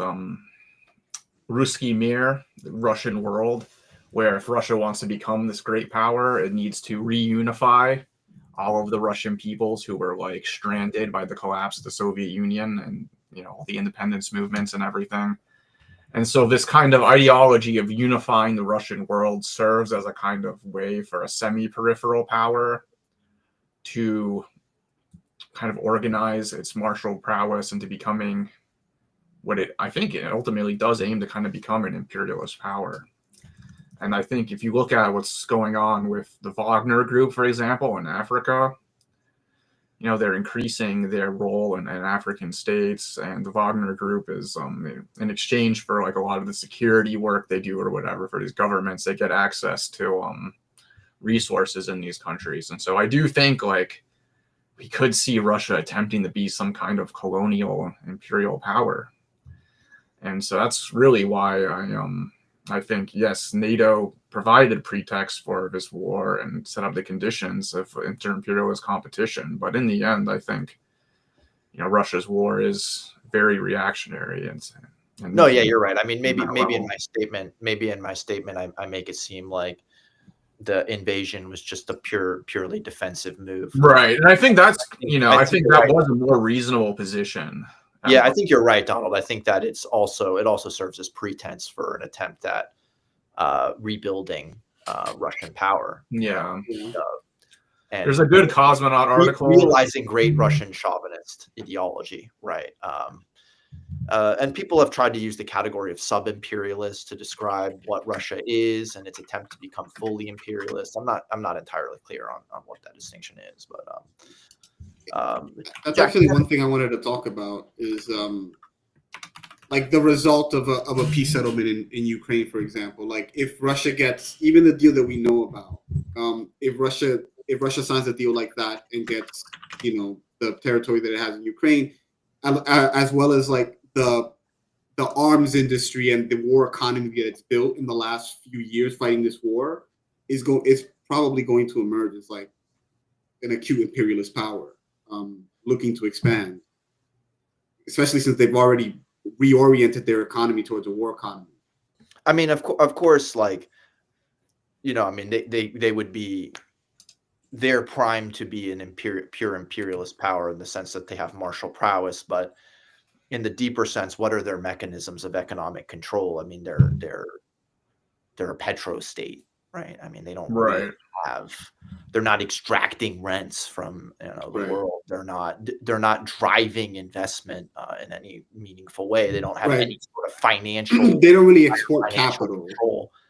They don't. Even in the Leninist sense, they don't really, from what I know, export capital. I mean, I guess they could become a glorified gun store, and that does give you a lot of power. But I think I'm more pointing out the fact that they've built an economy for a war that, if it ends, is going to have real consequences on their development. I would imagine that even objective dynamics are going to push them towards, making more war as an economic necessity. Lukash, I'm curious, what kind of capital do they export? I unfortunately, as I said, I'm not really Yeah, I would actually like to hear, because my Yeah. understanding of it is they don't so much export capital as they export, the oligarchs export their dirty money and buy properties, for example, in Well, London or Paris. Well, to be fair, I guess that would mean that they're also probably exporting their, personal quote unquote fortunes. They're investing it in financial markets, and that is they are trying. Yeah. I convert mean, like I that said, I'm not an into expert on their role in Africa, but I do know that Wagner Group is, being invited in, these African countries. And Well, actually, so I was actually in Mali not too long ago, less than a year ago, actually. Wait, when was it? Actually, no, about a year ago, I was in Mali. And so basically what happened is that the Malians had invited the French to fight, Amazigh separatists and other groups, Ansar ad-Din, I think. And they invited the French, and then the French did the French thing and pissed them off. And so they kicked them out, and they invited Wagner to try to take over in the training of their troops and in an offensive against the Islamists in the north. And but that's not so much a mechanism of, economic control. And I am curious once again to hear like what kinds of mechanisms of economic control that they actually have on a global stage. Like what forms of capital do they export to which countries, et cetera, et cetera. Right. Well, my understanding is that Wagner Group gets it's a private entity, but they get access to mines and stuff in these countries, basically. Oh, okay. Yeah. That I have heard, actually. Okay. It's also stuff like Nord Stream investments in Africa, military base. Yeah. Okay. That's fair. So I just wanted to say this article that I have up on the Jumbotron, History of the Russian World from Soft Power to Irredentism. It's written by a Russian Marxist who was translated for Cosmonaut. And I think editing and publishing this article, I think, did actually kind of get me to start thinking about Russia more as an imperial power with its own agenda, or a potential imperial power with its own agenda and its own kind of ideology that is an expression of class interests. But yeah, to just real quick to Wojak, when I was in the country, there were reports of just horrific reprisals against populations by Wagner, just evil. Yeah, no, I've been reading about them too, and that's one of the things that's also been making me more anti-Russia. Is just how bad this is. Yeah, they're just they suck at the counterinsurgency aspect, and in their frustration have just been lashing out at the civilian populations. And are they still recruiting prison conscripts? Huh? Are they still recruiting people from prison? I'm sure. I wouldn't be surprised. I'm pretty sure that's where they get a lot of their recruits. I mean, it's the lumpen dregs of society. Right. Wait, wasn't who's the co-founder? I'm sure Wojak or Lukasz can tell me. Urban or something like that. Wasn't he the co-founder of what? There's a co-founder of Wagner, not just Prigozhin. Well, was Prigozhin himself a felon at some point? Or was it? No, he was like Putin's cook or something. Yeah, he was a caterer. He was a hot dog salesman who became. I could have sworn that. And he climbed the social ladder.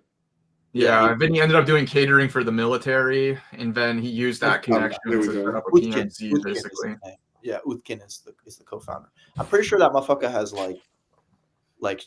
straight up Nazi tattoos, Nazi shit on. Oh yeah, no, the hard the hard right is fighting in both sides of this war. Also, Wagner, come on, yeah. Yeah, okay, there you go. Prigozhin was a criminal in the Soviet period. There you go. Yeah, I knew he was. He had a felonious past before he became the cook. Yeah, he had restaurants right in St. Petersburg, and then from there got military contracts to cater for the military or whatever, and then that's why they call him Putin's cook or whatever. But so let's wait on mucking around is a low level imperial. Yeah, I agree with Fox here. It does seem like the shit they're doing in West Africa is pretty low level imperialism. Yeah, I gotta be honest. I think you can make a much better case for China Oh, yeah. No, in Africa, for example, because they Oh, actually yeah. have real like supply chains and whatnot. Yeah. And they've and in some places they've like they have very effective mechanisms where they sign, they give over loans. Did they not take control of the port of Djibouti actually? Yeah, they did. I think because of the default on a loan, basically like credit becomes I think Yeah. strong mechanism for them to get African governments to, they get the credit and then they can't pay back. They default on the loan, and then in exchange in these contracts, Right. It's their own version of neocolonialism. Yeah, they get to assume control over resources, for instance. Yeah, of course. Yeah, no, China's much smarter in that. They're much smarter in the way they've been trying to exert control over Africa, and much smarter than the French or the Americans or whatever. So they don't have to make much of a case just based on history. Jesus Christ. Yeah, I know, right? He had a hot dog stand. Okay, well, that's called climbing the social ladder. Yeah. That's truly a self-made man. And that's truly a self-made man. Like, holy shit! Like, there was I remember reading a book called The Oligarchs by Richard Hoffman, I believe, who was a Pulitzer Prize-winning journalist. And it's on that period in the 90s about the quote-unquote self-made men in the Wild West of shock therapy. And it's really a book worth reading. You see how a lot of these people, if they weren't aparchiks already, came from the lower strata of the state to just swindle the state and just make billions of dollars. Like Khodorkovsky getting Nikolensk, the Soviet-era mining company that was worth tens of billions of dollars, just like buying it with bullshit credit at like millions of dollars. So truly the era of self-made men, truly the Wild West, right? It was definitely their, I guess, primitive accumulation process. So that's how capitalist class bootstrapped themselves into existence in Russia. Oh yeah. No, like the bootstrapping of capital just by pilfering the dregs of pilfering the remains of the Soviet state. Just unbelievable. Yeah, no, horrible. Maybe we should, at some point we should definitely do a more thorough research and analysis of why Russia is what it is today. Shock therapy. Huh? Shock therapy is a big reason. Oh yeah. Shock therapy, organized crime is a big one. Oh yeah. I mean, straightforwardly, you would not have Putin without shock therapy. Of course, yeah. I mean, Putin is the response to shock. It's the response to the disintegration of Russia from shock therapy. Oh, interesting. I'm not sure about Djibouti, but Johns Hopkins did a study of 1K in Chinese loans and found no instances of asset seizure. I'll have to look into it as well. I should look that up. I'll have to look into it as well, because these are things that I've read and I haven't thoroughly researched. But I will say that I wouldn't be surprised. I mean, China is not giving loans to states that can't pay it back out of the goodness of their heart. Like, let's not be idiots, right? I'm clearly not some crazy anti-CCP, anti-communist, but having seen the role of China in my country, in Algeria and in Mali and places like that, they're not innocent either, right? They're doing it because of national interest, and you wouldn't expect anything less, right, out of a world power. But yeah, I'll have to look into it more, because maybe this talk of asset seizure is just a myth that's propounded by Western media and NGOs. I'll have to look more into it. It's worth next stream reporting back on maybe what I find. Yeah. My take is like it seems to be overstated by the West in order to make China look less appealing as an alternative partner for business deals. But I can definitely see it becoming a problem in the future. I can see China going either way. I can see China becoming more imperialist and capitalist, or I can see it going down a more socialist direction. Yo, one thing though, I do want to shout out Gaddafi, because that guy gave a ton of aid to many African countries and really got nothing back for it. I mean, you can go to a number of West African countries and there are all kinds of hospitals, government centers, schools, all paid for by Gaddafi, got nothing in return for it. So, just shout out to a real one, crazy guy, but shout out to a real one, Yeah, it would be cool if China did that. If like, Yeah, always they're not why doing doesn't that. why doesn't China do more like Soviet style, just like building infrastructure for allies? You know. Yeah, that's very true, Jack. Yeah, he did definitely finance some unsavory forces in general, and yeah, that's definitely true. Overall, though, I would say on the right side of history, time and time again, as opposed to say the U.S. or whatever the fuck.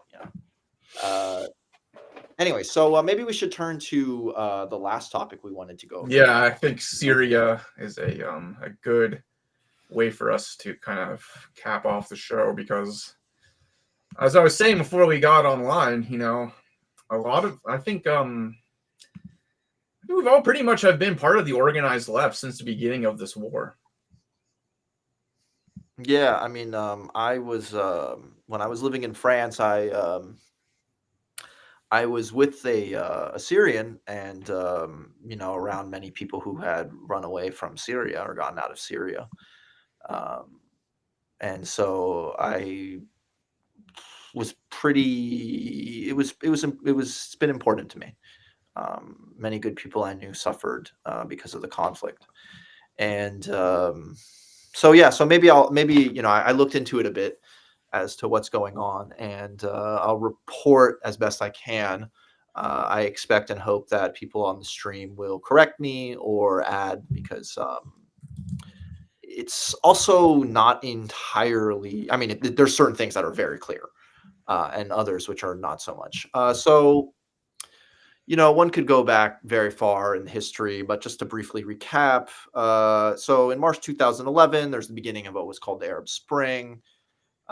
Within Syria, by the same time, you know, the same month in 2012, there was a more or less full-blown civil war. It's been a horrible, horrible conflict, horrible proxy war in which hundreds of thousands have died, millions have been displaced. Um, you know, there are the emergence of all kinds of lunatic Islamist groups, Fatah Tahrir, you know, Jabhat al-Nusra in 2011, which became Fatah al-Sham, and then Tahrir al-Sham, or Hayat Tahrir al-Sham. And so in December 2024, the regime of Bashar al-Assad fell.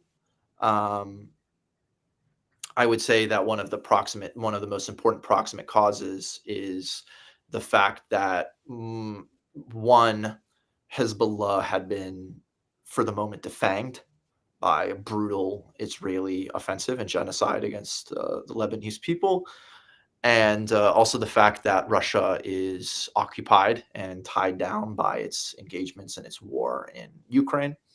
So yeah, he also wasn't paying his troops, of course. I mean, the state was incredibly broke at that point. You know, the YPG, the Kurds had taken over the region where there was actual petrol, anything like a revenue for the state. So basically, the offensive against the Assad state was led by a group called Jabhat al-Nusra. It's led by a guy called Abu Muhammad al-Jalani. That's his war name. His real name is Ahmed al-Shara. He apparently has been active since 2011, where he founded the group Jabhat al-Nusra, or he was one of the co-founders. And Jabhat al-Nusra has many links to Gulf states, to Turkey, and it's at first was seen as an offshoot of Al-Qaeda. So it's kind of typical, you know, Sunni Islam, Sunni extremist Islamism, whatever you want to call it. And yeah, it in 2017, I believe, and people could correct me, it reformed itself, so to speak, into Jabhat Fatah al-Sham. And in that reformulation, they split off from Al-Qaeda, whatever that means. I think they just took public distance to try to sanitize their image and get better access to Turkish and other funds. And they also fused with some other groups, some other fucking lunatics. And so they storm Damascus, they take power, they establish an interim government, the West applauds, the dictator is dead, the tyrant is gone. Of course, no one except for like 8 people is crying that Assad is gone. No one's going to cry that he's gone. He shipped his ass off to Moscow, I believe, right? He's in Moscow now. Yep. If he's even alive. Huh? If he's even alive still, honestly. Yeah. It's kind of a mystery, it seems, what's Yeah, happening. no, so and maybe I can talk about the Assad family later, but a venal mediocrity. He's gone. Now Abu Muhammad al-Jalani is declared president of the interim government, whatever interim means here, and assures the West there will be investment. Don't worry, we won't step on your toes. We're not going to fight Israel.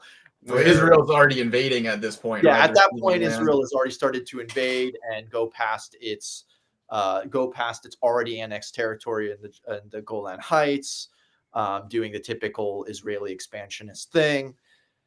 Now, in early March, there's a putative uprising of former elements of the Assad state, pro-Assadist elements, is what people say. In March 6th through March 11th, the interim government of Jolani claims that it doesn't have the resources to repress this uprising or this attempted coup d'etat. So it declares a jihad, asking different fighters and groups from the Syrian National Army, which is a pro-Turkish, anti-Kurdish militia, asking forces from Alep and from other places to converge on Latakia, which is Latakia and Tartus, which are 2 coastal provinces in the northwest,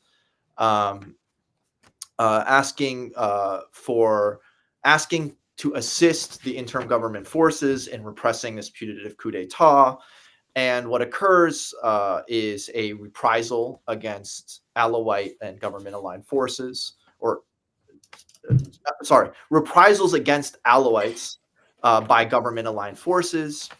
The Alawites are a sect, whatever that means. They're a religious group. They're a minority in Syria, and the elite of the Alawites had a lot of, the Assad family were Alawites. The elites of the Alawites often had close ties to the Assad regime, to the highest levels of the state, to the highest levels of the economy.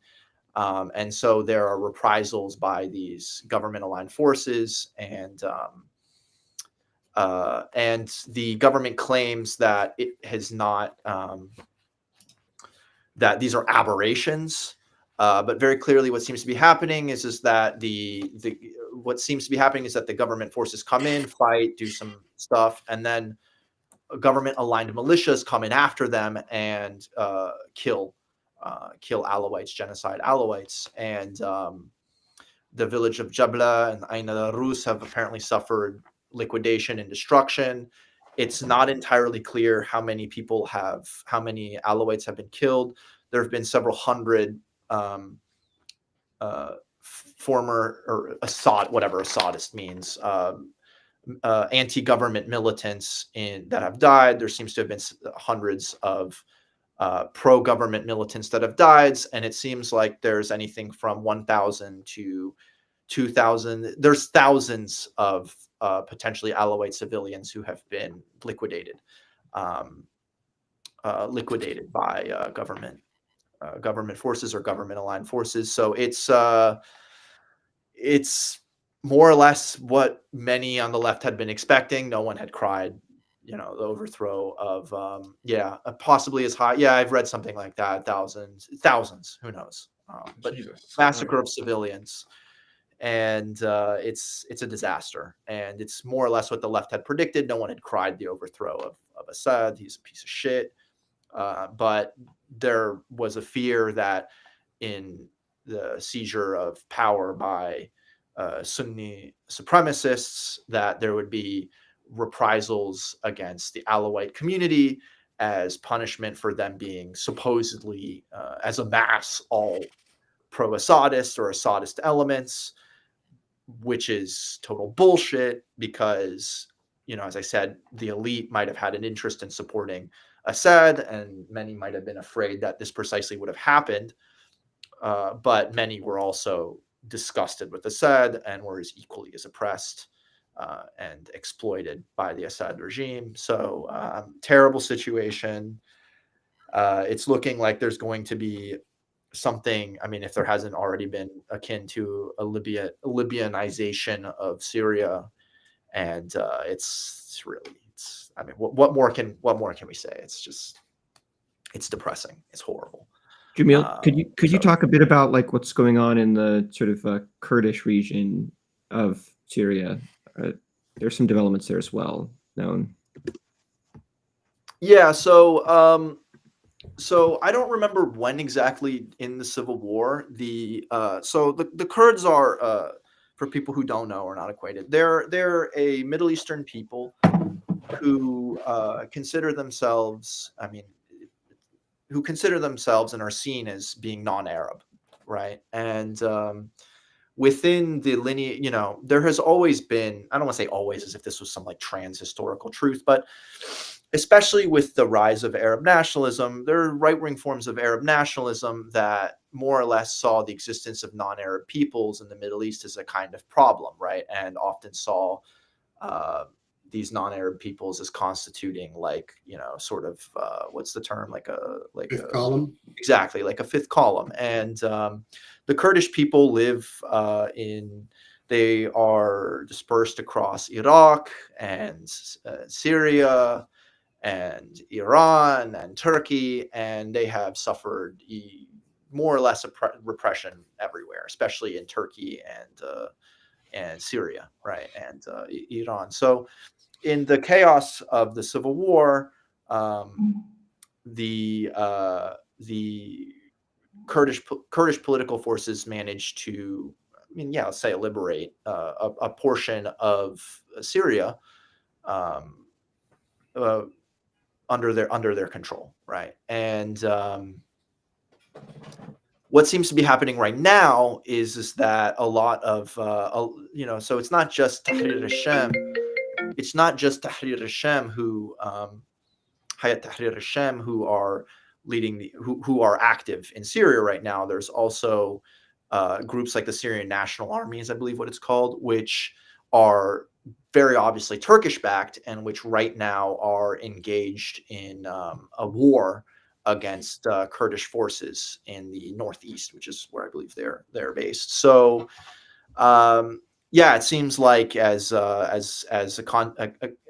continuation of Salafi and Arab chauvinist ideology, there's a continued attack against Kurdish elements in Syria. And I don't know what progress they've made because the Syrian Kurds are well entrenched in that area and are effective fighters. It also has to be said that they were seen also by many anti-Assadist forces as being quietist vis-a-vis the Assad regime, which is more or less true. They had accepted a truce with or neutrality vis-a-vis the Assad regime. They didn't want to get bogged down in too many wars, especially because they were fighting ISIS and other crazy Islamists. So they're not only do the Turks hate them because they're Kurds, and there's tremendous amount of anti-Turkish sentiment in Turkey and in the Turkish political establishment, but they're also seen kind of as having been Assadist forces, and so they need to be punished, right?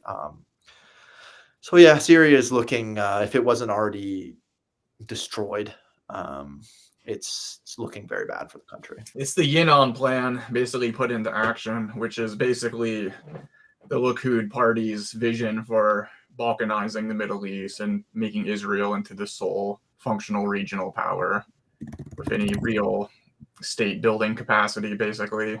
Yeah. I mean, it's and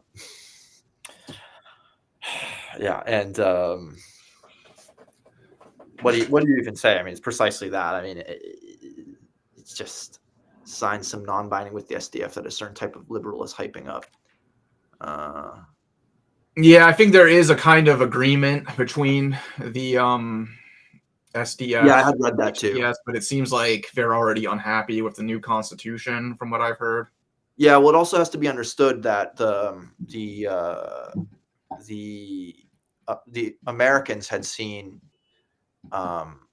the SDF and the YPG or J as the most effective forces in the fight against ISIS, right? And so there's also de facto been some kind of collaboration between these Kurdish forces and the United States against the more unsavory elements of the Islamist movement operating in Syria.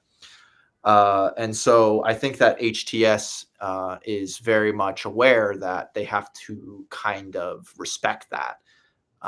They have to respect the fact that the Kurds have something like American backing.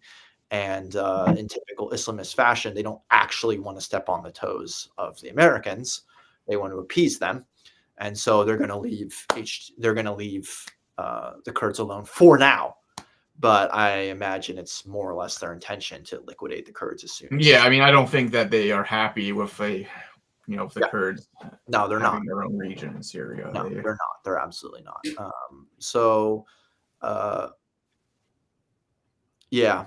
I mean, a lot. Yeah. Also, well, I mean, also, like, from what I read, like, even Jolani was like, "Oh, this is horrible. These massacres are horrible, and they're done by, they're being done by, basically bad apples or bad seeds." Or yeah, whatever. I think he kind of tried to shift the blame onto the SNA. Yeah, the SNA. I don't buy it. Yeah, no, I think he's just doing PR. I think if he was really serious, he would be taking action to stop it from happening. Yeah, no, it took him, like, when he was addressing these massacres, it took him 30 fucking minutes to get to the point, right? There are reports of quietly working with the U.S. and to bust up ISIS cells. Yeah, I mean, as I said, one of the, I think it was a very conscious choice by HTS and its predecessors and all of the groups that formed into HTS by 2018 to liquidate the movement of the more what would be for the West unsavory elements. Basically get rid of the quote unquote revolutionary Salafi and make themselves as palatable as possible to the West. I think it was actually a very effective political strategy, and it's what allowed them to build a broad front of crazy Islamists, sanitize their image in order to be able to take over Damascus and not bring too much attention to themselves and too much ire. Because if another ISIS had rolled up, then the U.S. would get involved, right? So. Yeah, no, I mean, it's very clear that like Jolani and all these fuckers, like they want to present a certain image of being like kind of like almost like a UAE style Salafi neoliberal, but I think that as much as they want to try to sanitize their image, they have a root in a certain politics. Yeah. You don't engage in 5 years of insanity since 2012 and eliminate that lineage, right? Yeah, exactly. I mean, it's just you have to assume people don't actually believe in the ideas that they act by. What makes an ISIS an ISIS? It's well, the history of Islamism, of political Islamism, is a long and deep one, and not one that I think we can really get into right now. It's kind of difficult to ideologically pinpoint what makes an ISIS an ISIS. Yeah, exactly. Yeah, it's Sunni, it's Sunni supremacist and internationalist political Islam, right? Where strategically it has almost a revolutionary bent in the sense that they believe in the necessity for seizing state power and smashing the existing state and replacing it with their own. Now, the thing is that despite the pretensions to universality, there's always a local element that's added into it, right? So that explains to some degree why, for instance, there's this hatred of the Kurds, right, or of the Shia, or et cetera, et cetera. So, but ideologically, it's not like you can like read. Like, go try to read like political Islamists, and you'll find pretty quickly that it's pretty politically shallow, quite frankly.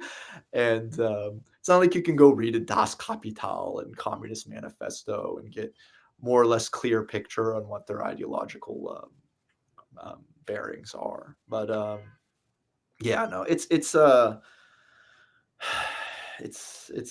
just sucks.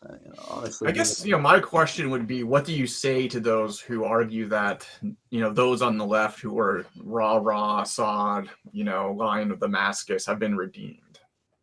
Because, that seems to kind of be a talking point I've come across, is basically, fence sitters who didn't stand with Assad, you've been proven wrong, and we were right in the end. It was the right thing to do to stand with Assad, because look at the horrors that are unfolding in Syria. And yeah, I mean, it seems kind of, it doesn't seem to me like, I mean, I don't want to be a quote unquote, I don't think it's fence sitting to not see any force as being a political ally. Because to those people, you could also say that, well, it's also the actions of the Assadists over decades, which also brought this shit on. right. I mean, the Assad state, it's not like the Assad state is right-wing Baathism. It's not even like, there was to some degree a level of social support from the state, but it wasn't as involved as like in Iraq. It was a very right-wing strain of Baathism, and the state was kind of just like an armed coterie of people associated or affiliated with the Assad family and people around them to just pilfer and exploit the Syrian people and to engage in just incredibly cruel forms of political repression and torture. Hafiz, who was the father of Bashar, was a brutal man, and engaged in all kinds of massacres, including against like Muslim Brotherhood affiliated groups in places like Homs, killing tens Yeah, of the thousands. Homs massacre. Yeah. So one could say that, okay, you can stand with Assad, but you're also standing with some of the agents that brought the country to this point. So Right. That's basically like what my response has been as well. Obviously, you could say Assad was the lesser evil compared to what's happening right now, but Assad's idiocy and his kleptocratic, governance brought Syria to this point. yeah, and I mean, Wolverine Claws makes a good point. The Afghan Republic. One thing I will say about the Afghan Republic is the Afghan Republic did have it had elements within it that had much better politics than anything the Hafiz al-Assad Ba'athist party had. But it's true that their internecine conflicts and their brutal repression inflamed the Afghan population and gave tremendous support to the Mujahideen, or helped give tremendous support to the Mujahideen. So in many ways, the elements of Hafizul Alamin and Taraki,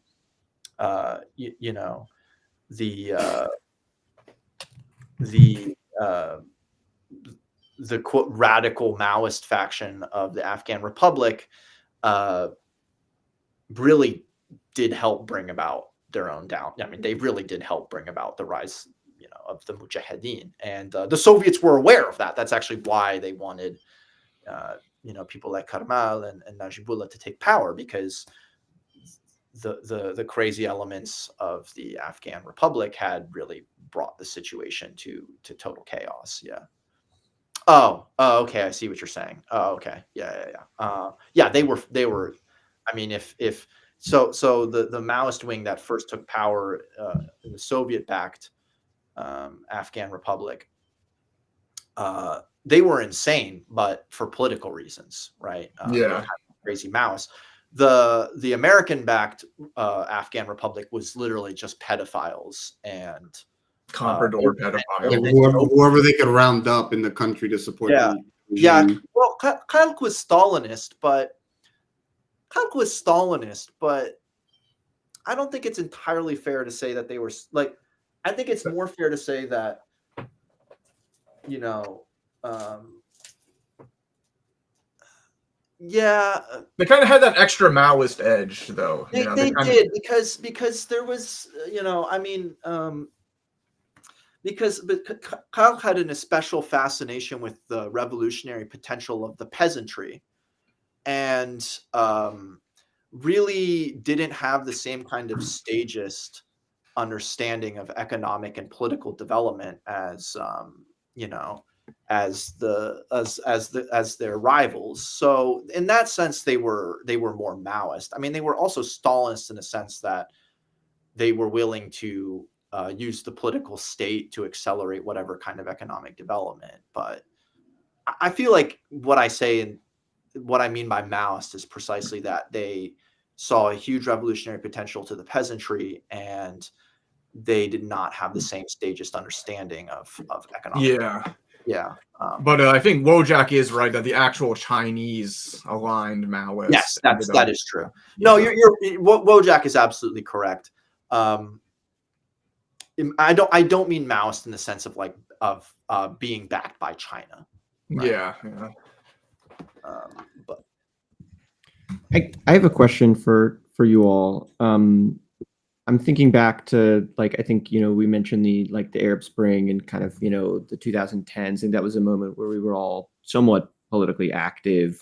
That kind of felt like a moment where there was, or at least there felt like there was a possibility for popular reform movements in the region. And, we look now 10 plus years later, at the Middle East, and I think the picture looks quite different, or at least a popular conception of the picture. I guess I'm curious, with Syria, as the sort of perspective or, country that we're looking at today, I wonder if you all have thoughts on what did folks get wrong, about the Arab Spring, in the 2010s, and looking at the last 10 years of history, where do we think the region is going? Big questions. Yeah, I'm Algerian, and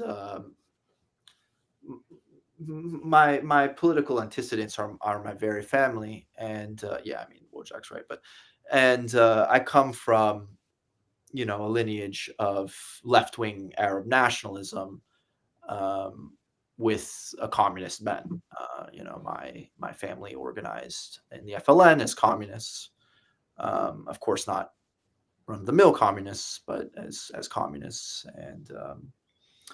and so with the Arab Spring, of course, me and many people around me were happy to see political mobilization, but we kept making arguments with sort of liberals and rad libs that in the absence of a genuine popular organization, in the absence of communist organization, in the absence of a socialist program and effective socialist organization, that things would more or less spiral out of control, or government and military-backed forces would reassert control.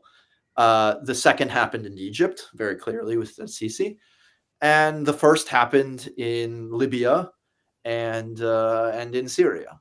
And the truth is I think that for the most part that will be the near future, either Sisiism, whatever that means, or just barbarism. Those are the two options. The choice seems to be between military dictatorship and whatever the hell is happening in Syria. Yeah, exactly. And it's a U.S.-backed military dictatorship too. Yeah, it's military dictatorship paid off by the U.S. You don't get epic Saddam-style military dictatorships that fire missiles at Israel. We get military dictatorships that keep their population from going to war with Israel. Right. Yeah, and I remember having all kinds of heated debates with rad libs and anarchists, and they're telling me you're stuck in the past. You're just a retrograde communist. And I don't want to say I told you so, but yeah, I fucking told you so. And it was pretty clear that my asshole I told you so was correct sooner rather than later. Well, yeah, it was happening around the same time as the Occupy movement, and there was all this kind of hype around well, we're going to find like non-traditional forms of political organization that will like outmode the old ways of Twitter, social right? media, the Social big narrative media. from liberals. yeah. And so like, if you're just like, making these talking points about how, well, we need parties and institutions that can actually govern. Oh, you're just stuck in the past, man. This is the new digital era where you can organize a revolution on Twitter, and everyone's going to spontaneously form general assemblies through consensus, and we're all gonna like form networks and affinity groups, and that's gonna replace the government. And yeah, sure. And yeah, so Lukash asks us, do you have a take on Turkey's role in endgame in Syria? Allow them to become a regional and not just I more or less I agree with Wojak. It's also not Turkey's foreign policy, so to speak, in the Middle East is, on the one hand, animated by the fact that it wants to be the regional power, and then secondly, also by other concerns, concerns like eliminating the Turkish movement, the Kurdish movement as any kind of autonomous political force. Although it seems like recently there's actually been developments when it comes to the Turkish Kurdish political movement, which is like Özcalan, who's I believe is still in prison, but was a leader of the PKK, one of the original founders. Actually has declared that the PKK should liquidate itself and should get rid of its military wing entirely, in a kind of Farcization of the Kurdish movement, and participate fully in the quote unquote robust political life of Turkey. Where do you think that came from? Where do you think that came from? It seems kind of sudden. They've been in prison forever, singing the same tune. I don't know enough to say. It'd be just pure speculation. Like my sense of it is it has something to do with like the Kurdish turn towards the U.S. Well, Wojak. Yeah, Wojak. The simple personal reason is that Özcalan has suffered 20 years of hell, and that could push even God themselves to capitulate, right? But maybe even events right now in Syria. Maybe there's a hope that in capitulating to Turkish foreign policy, that the northeastern Kurdish corridor in Syria will be spared. I can't tell you, honestly. I can't tell you.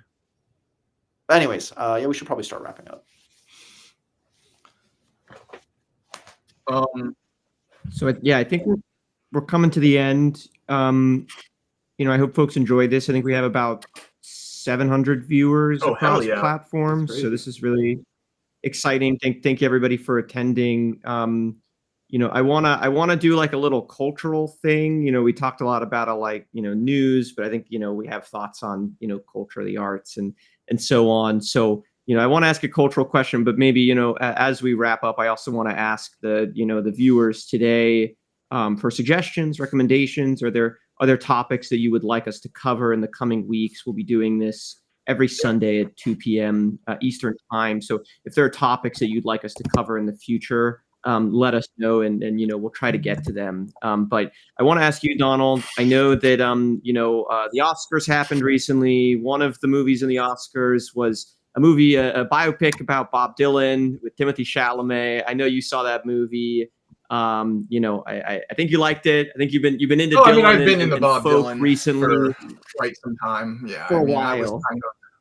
But I know there was some argument or some discourse in the Cosmonaut server the other day about the eras of Bob Dylan. Kind of electric later era Bob Dylan and folk earlier era Bob Dylan. I know that there are folks who say, electric Bob Dylan kind of sold out his political roots, his folk kind of communist party roots. And I think you have a different take, Donald. So I want to hear, what are your thoughts on, pre versus I'm always down to talk about Bob Dylan. But first I'll say, we had an article in Cosmonaut about this. It's a very good article. It's written by Comrade Lawrence Parker, who I always like his stuff, but so yeah, we had this article, seen this movie before. Dylan comes around again, and it's a good article. And I think my answer, honestly, Jag, would probably be kind of concur with like the argument that Lawrence Parker puts forward here, which is that essentially, you know, Dylan, you know, there's this kind of narrative that you have, you know, the left-wing, socially conscious Bob Dylan, who's writing these, you know, very direct and almost kind of saintly protest songs that are inspiring this mass movement, et cetera, et cetera. And then Dylan, you know, because he's so, you know, he falls into this kind of individualistic, existential mindset and decides that, you know, it's all about, you know, him, and he just wants to, you know, write kind of a more surrealistic and less directly politically relevant material that's more existential in tone, that's more kind of mysterious and not as more ambiguous in its meaning. And Dylan kind of retreats from political life. And so, you know, the Dylan movie that came out is kind of a dramatization of the famous Newport concert where, you know, Bob Dylan comes out and plays electric, and practically a riot kind of breaks out among the folk, the old folk people. And I think, you know, I love Bob Dylan's early protest work. Some people like to trash it and say that it's like, oh, he's just kind of going with the motions. He hasn't really fully developed as a songwriter, and he's, you know, he hasn't really matured as a poet or as a thinker at this point. He's still kind of just going with the broader wave of the folk revival scene that's happening. But I think if you actually look at those old Bob Dylan songs, look at like the politics in those songs, I mean, you know, it's not the work of some guy who's like some super studied Marxist who's like has super like advanced Marxist politics. But I think, you know, songs like Only a Pawn in Their Game, for example, do show some level of class analysis and awareness and kind of a willingness to go beyond typical liberal tropes, you know, that a lot of people give credit for. But at the same time, I think the idea that there's this radical break between the early Dylan and the later electric Dylan is overplayed. You can see the roots of the more surrealistic, existential, and personal Dylan in his earlier work and his later work, which, you know, you have the electric era right after Newport Folk Festival with, you know, Highway 61 Revisited, Blonde on Blonde, and then he has his motorcycle accident and he totally goes out of public life and kind of he teams up with the band and they do the Basement Tapes, which is kind of a return to the folk revival stuff he was doing before, but it's with a different angle. And then in the 70s, he even does like some political songs again, like the song Hurricane. But then, you know, he would go on to basically become a right-wing evangelical. And he does some political songs in that era that are quite horrendous, to be honest. But I think when we're talking about like the electric Dylan era, the Blonde on Blonde, Highway 61 Revisited era, I think there's a tendency to like ignore the political subtext that's still going on in his work. Like Dylan, he's moving away from like direct protest songs, but he's clearly not someone who's at ease with the society around him. And people like the Black Panther Party, for example, pick up on this. And you know, you have Ballad of a Thin Man, for example, becomes a topic of constant exegesis amongst the leaders of the Black Panther Party, because they kind of see it as a critique of the official white society that they're taking on and its hypocrisy. So I think there's something to say, I guess, about how sometimes like directly political art is counterposed to less directly political art, when sometimes art that isn't as obviously political can sometimes have a deeper political impact just by getting people to think and reflect on the society around them, I guess would kind of be my point in all of this. And Yo, so, I'm sorry, I have to state something unpopular. I cannot stand that guy's music. I don't like his voice. They're talking about you, Jamil. He's Yeah, not my right. favorite. He's not Yo, my favorite. It sounds like Bullwinkle, man. Like I don't want to. all right. Yeah. Well, listen, you may not get it. You know, not everyone gets Bob Dylan. You weren't there, man. You were fighting the system, man. But I've actually never heard Bob Dylan at all. Bro, I can't. I think you make a good point though, Donald, about like, I think, especially, I don't know, I find this nowadays with art as well, where like political art has to be art that's like very like, didactic, telling you like a certain thing to think and so on. Right. And I do think it's worth thinking about, like, that, not all art is explicitly, didactic, that is political. And if you look at some of the greatest, political art, historically, it's not just kind of, telling you what to think. It's, reflecting on, the human aspect of, major historical events. Right, exactly. And that's, why, right-wing art can sometimes be more radical in a way, because it's honestly depicting society and its contradictions without any kind of moral guardrails, and sometimes it goes against the intentions of its creators and ends up exposing something about society that the artist didn't expect. I guess this kind of comes back to our discussion around censorship, which is, and I think this is ultimately why like we should be against censorship solely on principle, because you're limiting what kind of expression can be put out in society, and even expression that we are politically opposed to can still say something that we can reflect upon and inspire a critical analysis and inspire us to think further about something, even if it's in response to something that was it has an intention of just idiocy, even. So I think that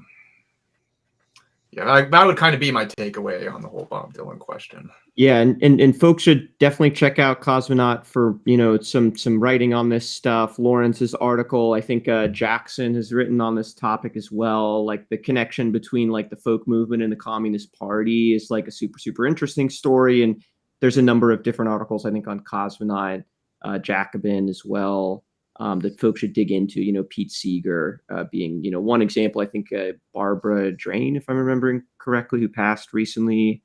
Definitely worth looking into that Yeah, history. me and Jackson from Cosmonaut did a podcast interview with Aaron Leonard, who wrote a book, Threat of First Magnitude, about the repression of Communist Party aligned folk singers in the U.S.